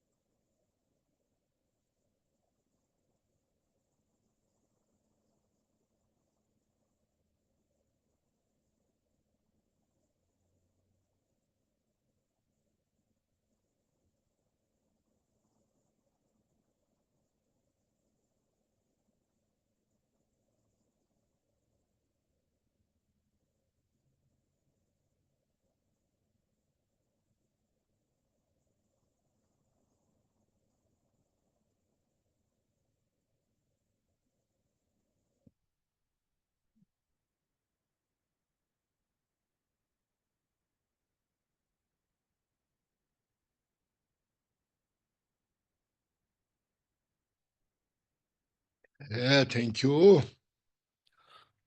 So this is the Bodhisattva's vow ceremony. The connection this, you go the aspiration Bodhicitta and action Bodhicitta's vow. Then when you all Buddhas dissolve into you, yourself meditating in the emptiness, is the ultimate Bodhicitta. Okay, all the three Bodhicitta. Aspiration Bodhicitta, action Bodhicitta, and ultimate Bodhicitta. And aspiration Bodhicitta and action Bodhicitta are the relative Bodhicitta. And then ultimate Bodhicitta.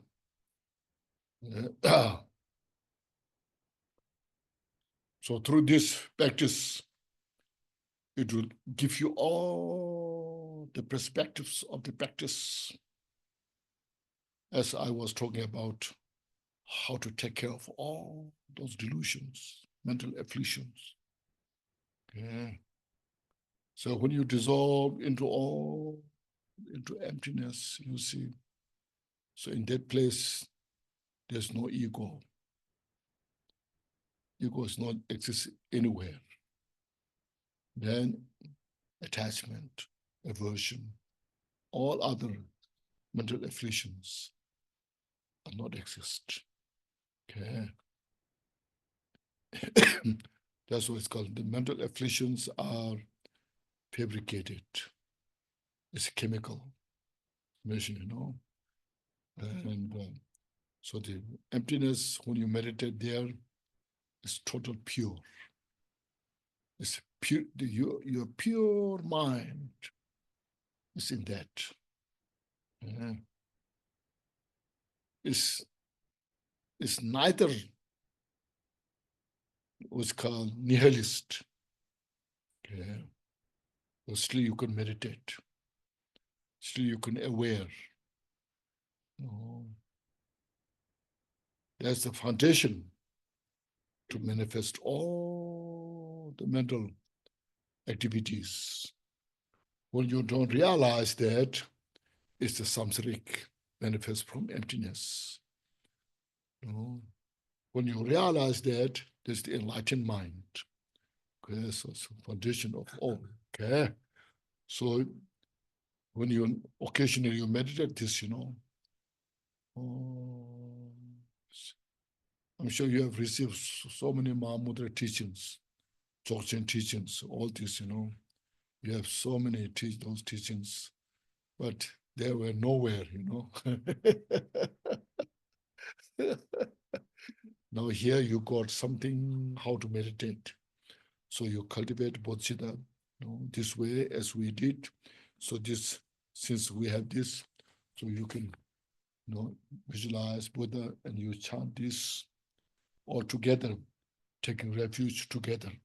Say, until I attain the heart of enlightenment, I take refuge in all the Buddhas, I take refuge in the Dharma, and likewise the assemblies of Bodhisattvas, as the previous Buddhas embraced the enlightened mind and progressed on the Bodhisattva's path, I too, for the benefit of sentient beings, give birth to Bodhicitta and apply myself to accomplish the stages path.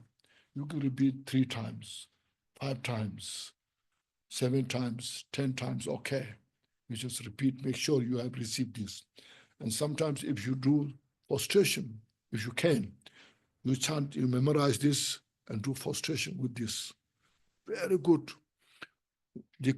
I'm sure you have heard of special mantra, special preliminary. So this is special preliminary. We do this 100,000 frustration with this practice. So you can do like 10 frustrations or 20 frustrations or 100 frustration at a time, Then you sit down, all visualization dissolve into you and you just meditate there.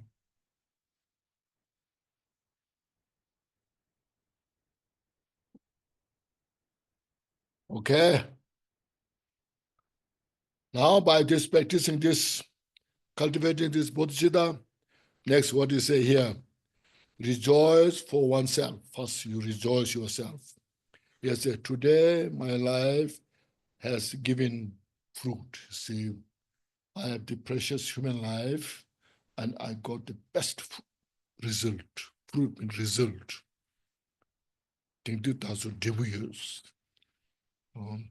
This life, I brought the best result, fruit, becoming Bodhisattva. So you see, this human state has now been well assumed. You see, precious human life brought the purpose. Okay. Today, I take my birth in Buddha's lines, Buddha's family. Means I become Bodhisattva.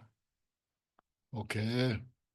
So you see, usually there's some great teacher comes, oh, he or she's Bodhisattvas, let's go there to get blessing, you know.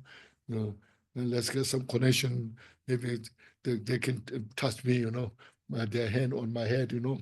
So now you becomes that. Okay. So I become Bodhisattva today. So, and have become the Buddha's child and heir. Child means Bodhisattva. Followers of the Buddha. So just appreciate, rejoice yourself. This is what means precious human life. Okay. How to become a better human being.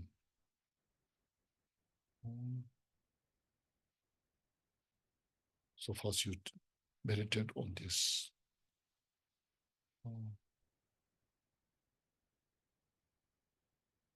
So I become Bodhisattva.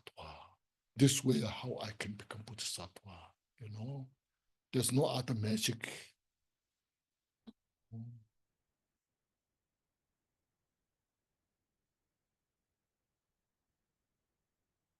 So after being rejoice yourself.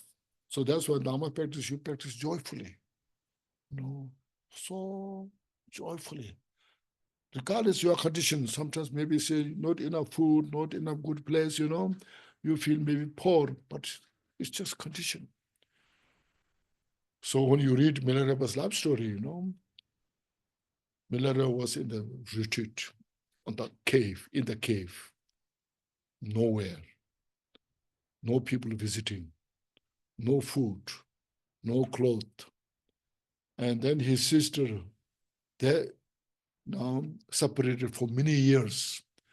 After many years, sister heard, my brother is in the retreat, so I must see to, you know, go to see him. When she went, it's just heart is breaking.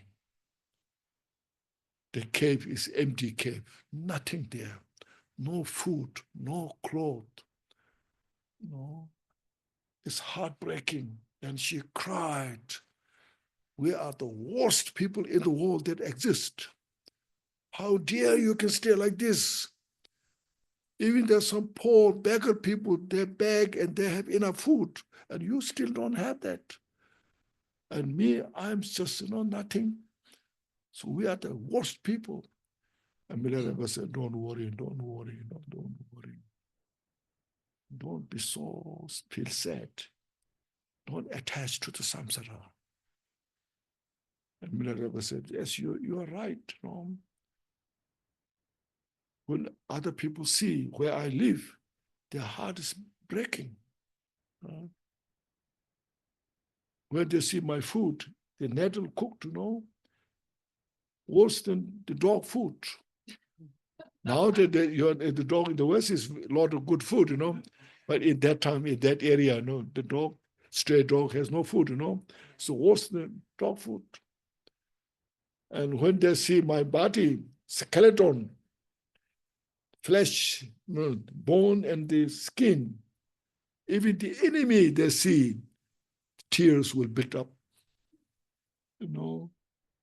And you, sister, when you see me, it's just kind of what you call despair, you know. It's such a heartbreaking, you know. But if Buddha sees my mind, Buddha will be delighted. See, he has such great joy. So I met such a great master like Marpa and received teaching to become Buddha in one lifetime. I'm the one of the most fortunate person here in the mountain who can do these things. No. So if Buddha sees my mind, Buddha will be delighted, you see.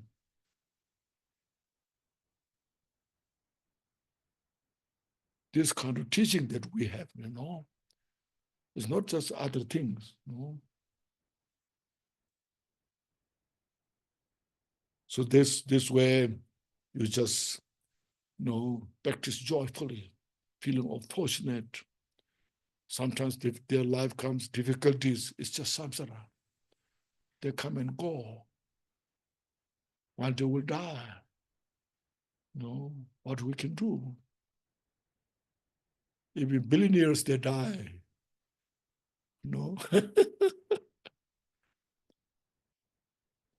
Next, commitment not to decline bodhicitta. This is it's called dishonoring this precious lineage line, the Bodhisattva's practice. Say, in every way, then I will undertake the activities benefiting such a rank. You see, whatever it takes, I will practice the bodhicitta. I will never dishonor this precious holy life. And I will do not act to merit or compromise this high and faultless lineage, means this pure, precious Bodhisattva's practice. I will never dishonor, because all the Buddhas that in front of Buddha, I promise to practice Bodhicitta. They become Buddha by practicing this Bodhicitta.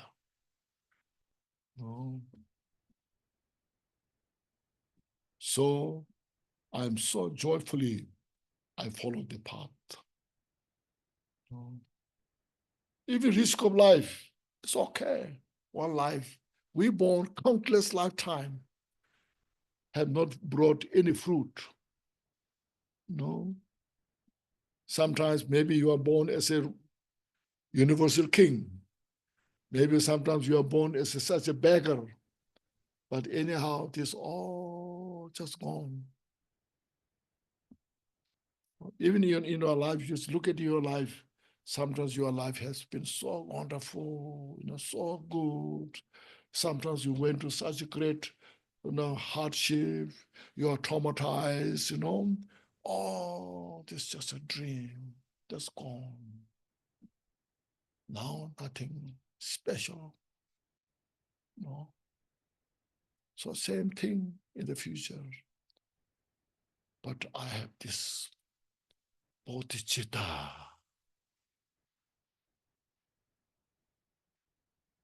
to awake myself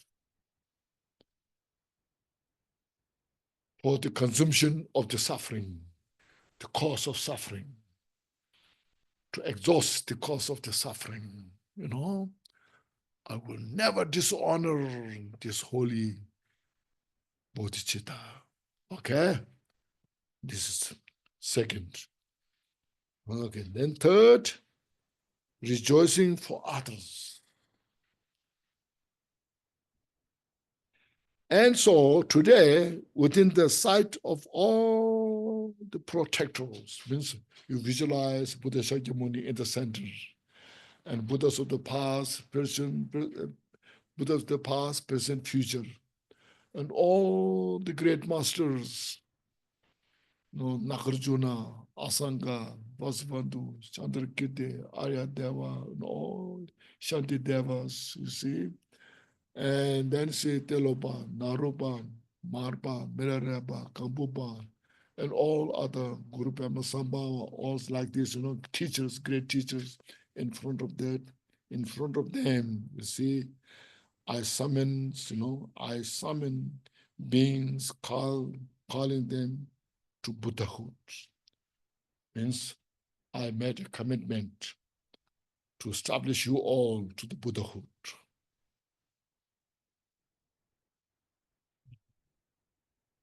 Because for the benefit of all sentient beings, I give rise Bodhicitta, and I will practice Bodhicitta.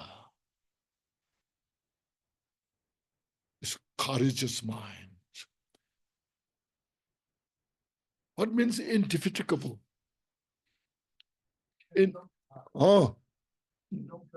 Never get tired.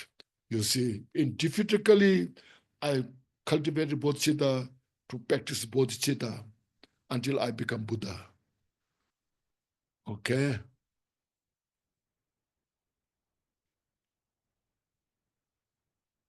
Courageous, this is called courageous mind. Not a weak, as mentioned, not just being kind, nice, and it's not that. Just build the courage, and make courage, other courage develop. So you can do it, Your all mental afflictions they are just nothing, they are trash.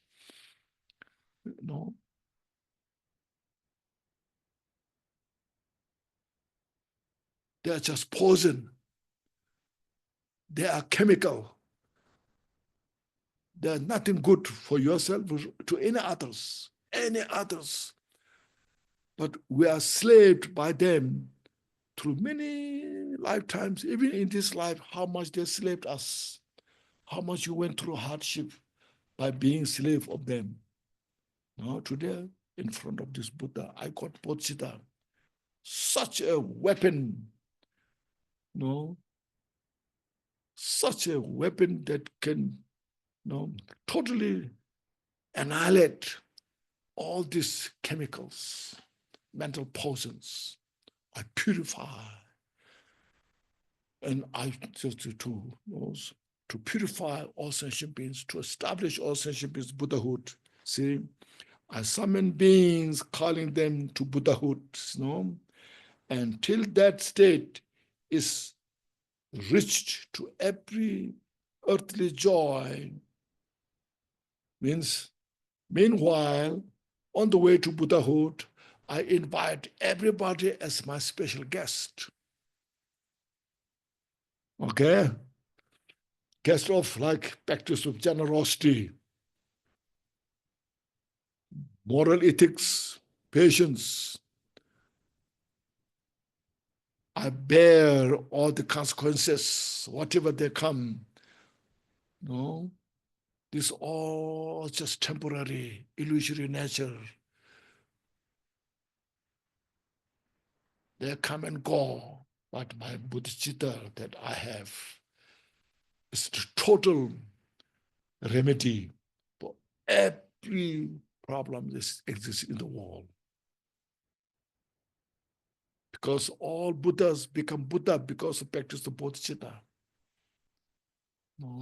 All the Buddhas in the past, they're also like us, ordinary person, under the control of the mental afflictions. Somehow they awake. Oh, I cannot stay like this all the time. And they cultivated Bodhicitta and practice Bodhicitta, they become Buddha. Same thing today now. So I invite everyone as my chief guest. When you invite a chief guest, how you treat your guests? With the loyalty, royalty, with respect, please come in, I welcome you, you see. So I invite all sentient beings as my chief guest. Because of the sentient beings, I got the opportunity to develop loving kindness, compassion. Because of the sentient beings, today I got to cultivate bodhicittas. If there's no sentient beings, there's no way I can cultivate bodhicitta. I can become Buddha because of the sentient beings. So you are so important for my life. I to become Buddha, So this is what saying, joy. So may gods and demigods and all the, all the rest rejoice, you see. Not only sentient beings, the heron, hungry ghost, animal, even the who's in the world highest level, gods, demigods, you may also enjoy, rejoice. I'm here for you. Okay? That's how to benefit other sentient beings. First, you establish yourself. As mentioned, your mind is limitless, unfathomable mind. That to reveal that mind, Bodhicitta is the only method to see your mind.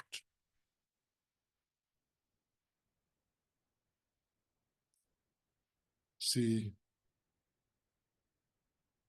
it makes something special, isn't it? So I got Bodhicitta today. I have cultivated Bodhicitta. I took Bodhisattva's vow. I'm so fortunate in this 21st century, when the world is going in the wrong direction, but at least I go in the right direction.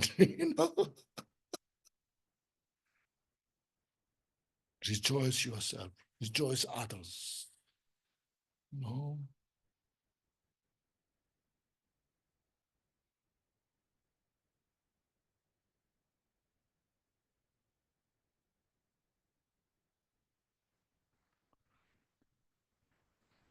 So you say this, then after that, you can read the dedication prayers.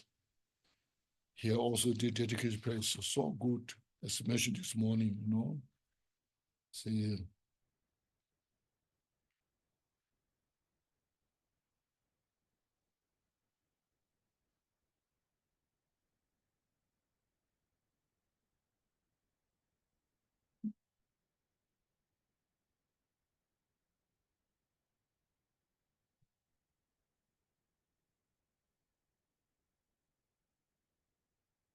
how we are doing now? We are doing good?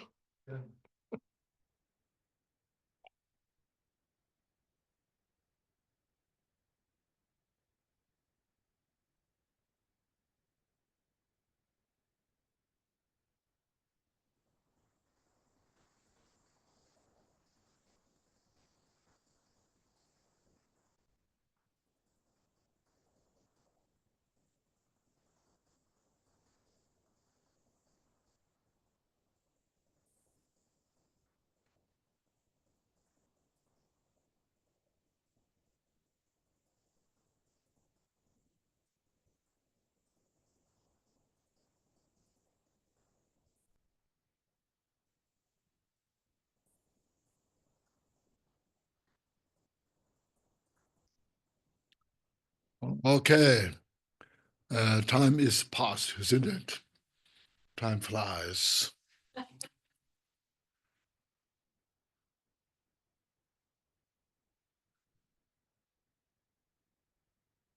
Yes. Online had a question. Okay, what's that? How to develop bodhicitta for someone who's harming others and enjoying it? No, as I mentioned, as I mentioned, they are deluded. Look at how much they are deluded. They don't have the wisdom how much negative karma is creating for himself or herself. Harming others and enjoying oneself means the result of that action, without any doubt, will manifest. The suffering is there. So this mission is just develop more compassion. Sentient beings in the world like that, they destroy their peace and happiness. Oh. They're also our good teacher. Oh, They're also our good teacher. yes, good teacher. I'm learning so much from this. I'm so grateful. Oh.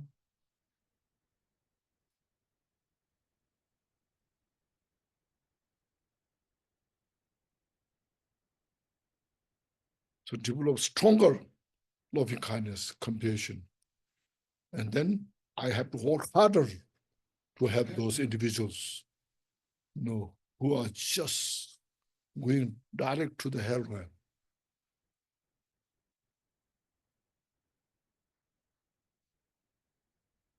With that pernicious confusion, creating all this chaos, making a mess for themselves, and then they're subject of suffering. So I should have such a tenacious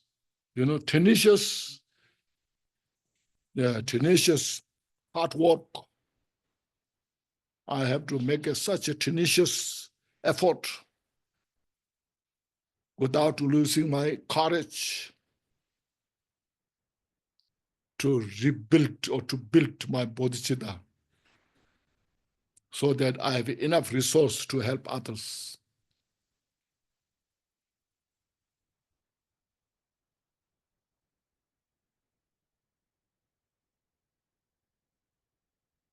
Any questions there?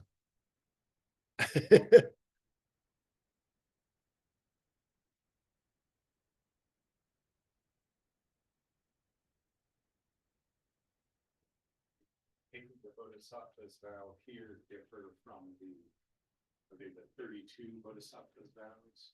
Or 34? The 37. 37 actions of the Bodhisattva.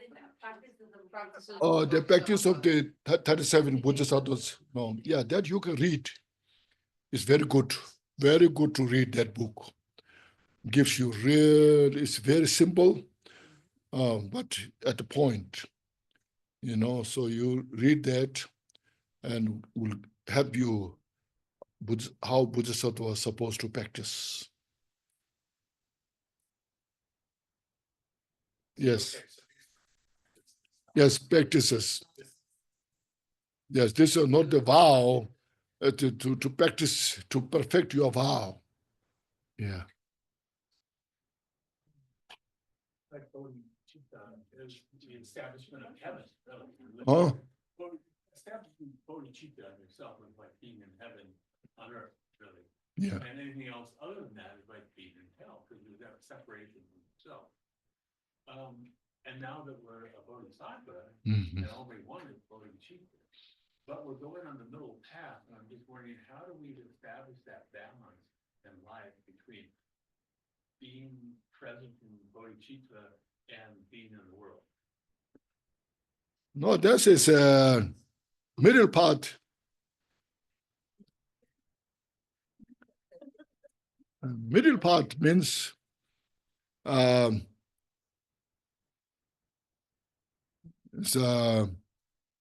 here middle part means not to be too extreme.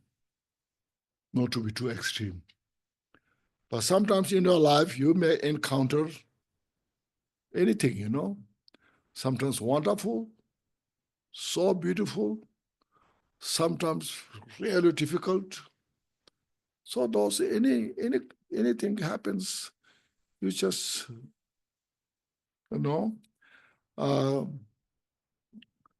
when a lot of wonderful things happens, don't attach to this. They are just illusory nature. They manifest, they come, they go. And when the very difficult time comes in the samsara, also you see this all just illusory nature. They come and go. So you just focus in your bodhicitta. Just want more and more Bodhicitta. Yes. Separate that from actually living. I don't think I'm going to go live. You don't think you don't want to? You don't think what you don't want to what? I think I'll be but it sounds like. Yeah. that's how a Yeah. more constant bodhicitta. Yes. Your house is your cave.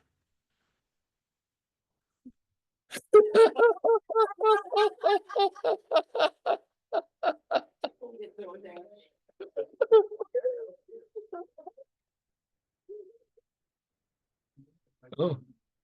Maybe this is an interesting point, this idea that you're in a heavenly state if you're in a state of compassion. Yes. So for example, we can see everything as the pure land and we can experience it. Oh.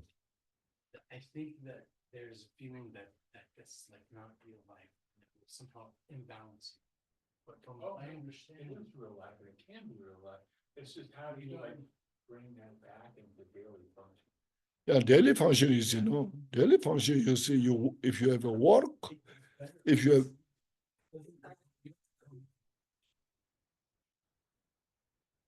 yeah.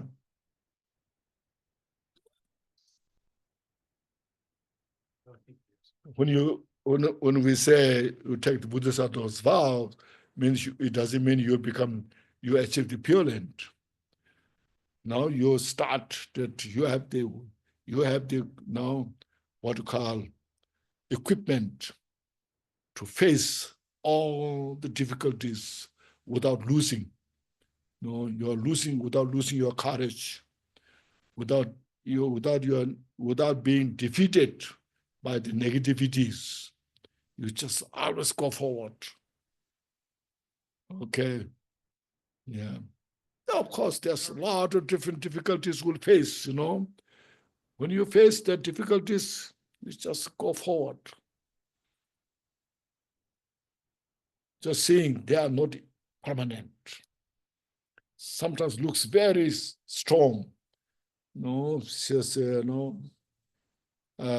maybe they give you some kind of intimidation. So I cannot make it, or say, yes, I can make it. It's just illusory nature. It's just temporary, like a strong waves of oceans. When the storm comes, it destroys whole village.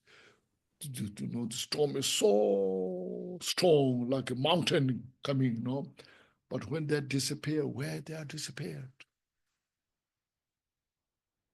Only the trace of some destructions, but the storm disappeared nowhere, dissolved into emptiness. So it's like that, So what you need, Mr. You need courage.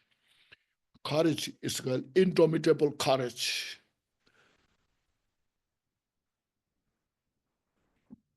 Make sense?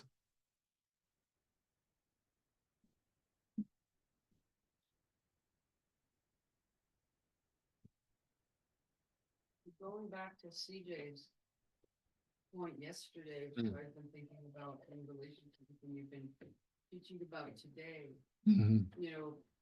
Shane Kempo and others bought breakfast food to give out. So they're accumulating merit, but to me, it's also, from what you're talking about, it's also helping their minds be more, I hate the word, use the word tolerant, but looking more to the person as a suffering person versus their behavior. Mm-hmm. So that's making that exercise, even though it's a paramita, right? But it's also building merit for them, but it's also helping moisten their mind more with compassion, which builds bodhicitta. Mm-hmm. So it all interconnects like that. So it's like exactly like you said. That's right. Yes. All interdependent. Yeah. It's not wasted effort. It's essential to build bodhicitta. Yeah. Bodhicitta, you keep it the central. It's a central point.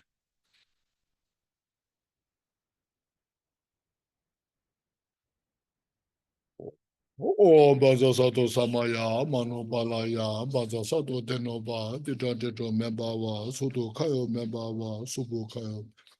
Anorato membawa, Sarva Siddhi me Prayasa, Sarva Karma Suza me, Chetan Shriya Guru Hung Ha Ha Ha. Sarva Tata Gata Bhadra Mame Munzam Bhajan Bhava Ma Samaya Sato A Om Bhadra Sato Samaya Manupal Bhadra Sato Tenoba Titra Titra Mebawa Suto Kayo Mebawa Subu Kayo Anurado Mebawa Sarva Siddhi Me Prayasa Sarva Karma Suza me Chetan Shriya Guru Hung Ha Ha. Sarva Tata Gata Bhadra Mame Munzam Bhajan Ma Samaya Sato A Om Bhadra Sato Samaya Manopalaya Bhadra Sato Tenoba Tito Tito Sutu Kayo Membawa Subu Kayo Membawa Anorado Membawa Sarva Siddhi Me Suta Me Zeta Shriya Guru Hong Ha Ha Hum Sarva Tata Gata Bhadra Mame Munzam Bhajan Ma Samaya Sato Okay. Dedication prayer, this is good. Yeah. Page 4, the practice book, dedication prayer. Glorious, holy, venerable.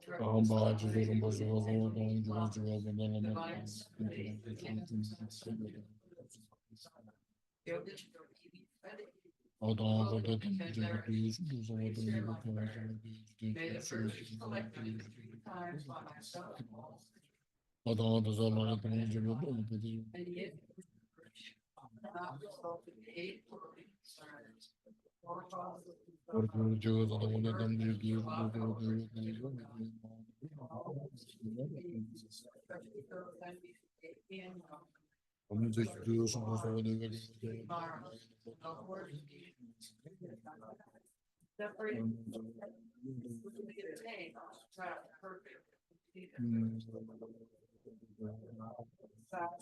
virtue. May I benefit all beings through my body, speech, and mind.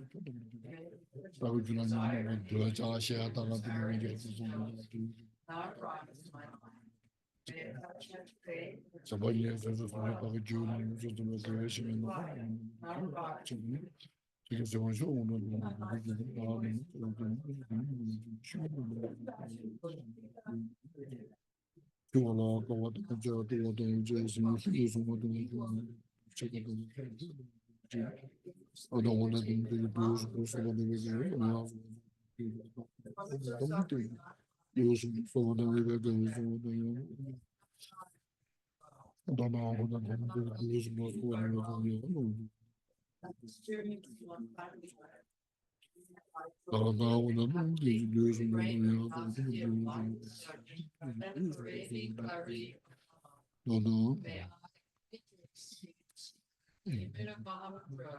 At the time of death or in part.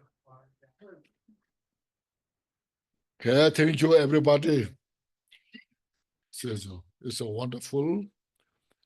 Please enjoy your Dharma practice. This is called how to enjoy your Dharma practice. Okay, not just being a big burden. Oh no, I have to practice. So no, I don't like it, but I have to practice.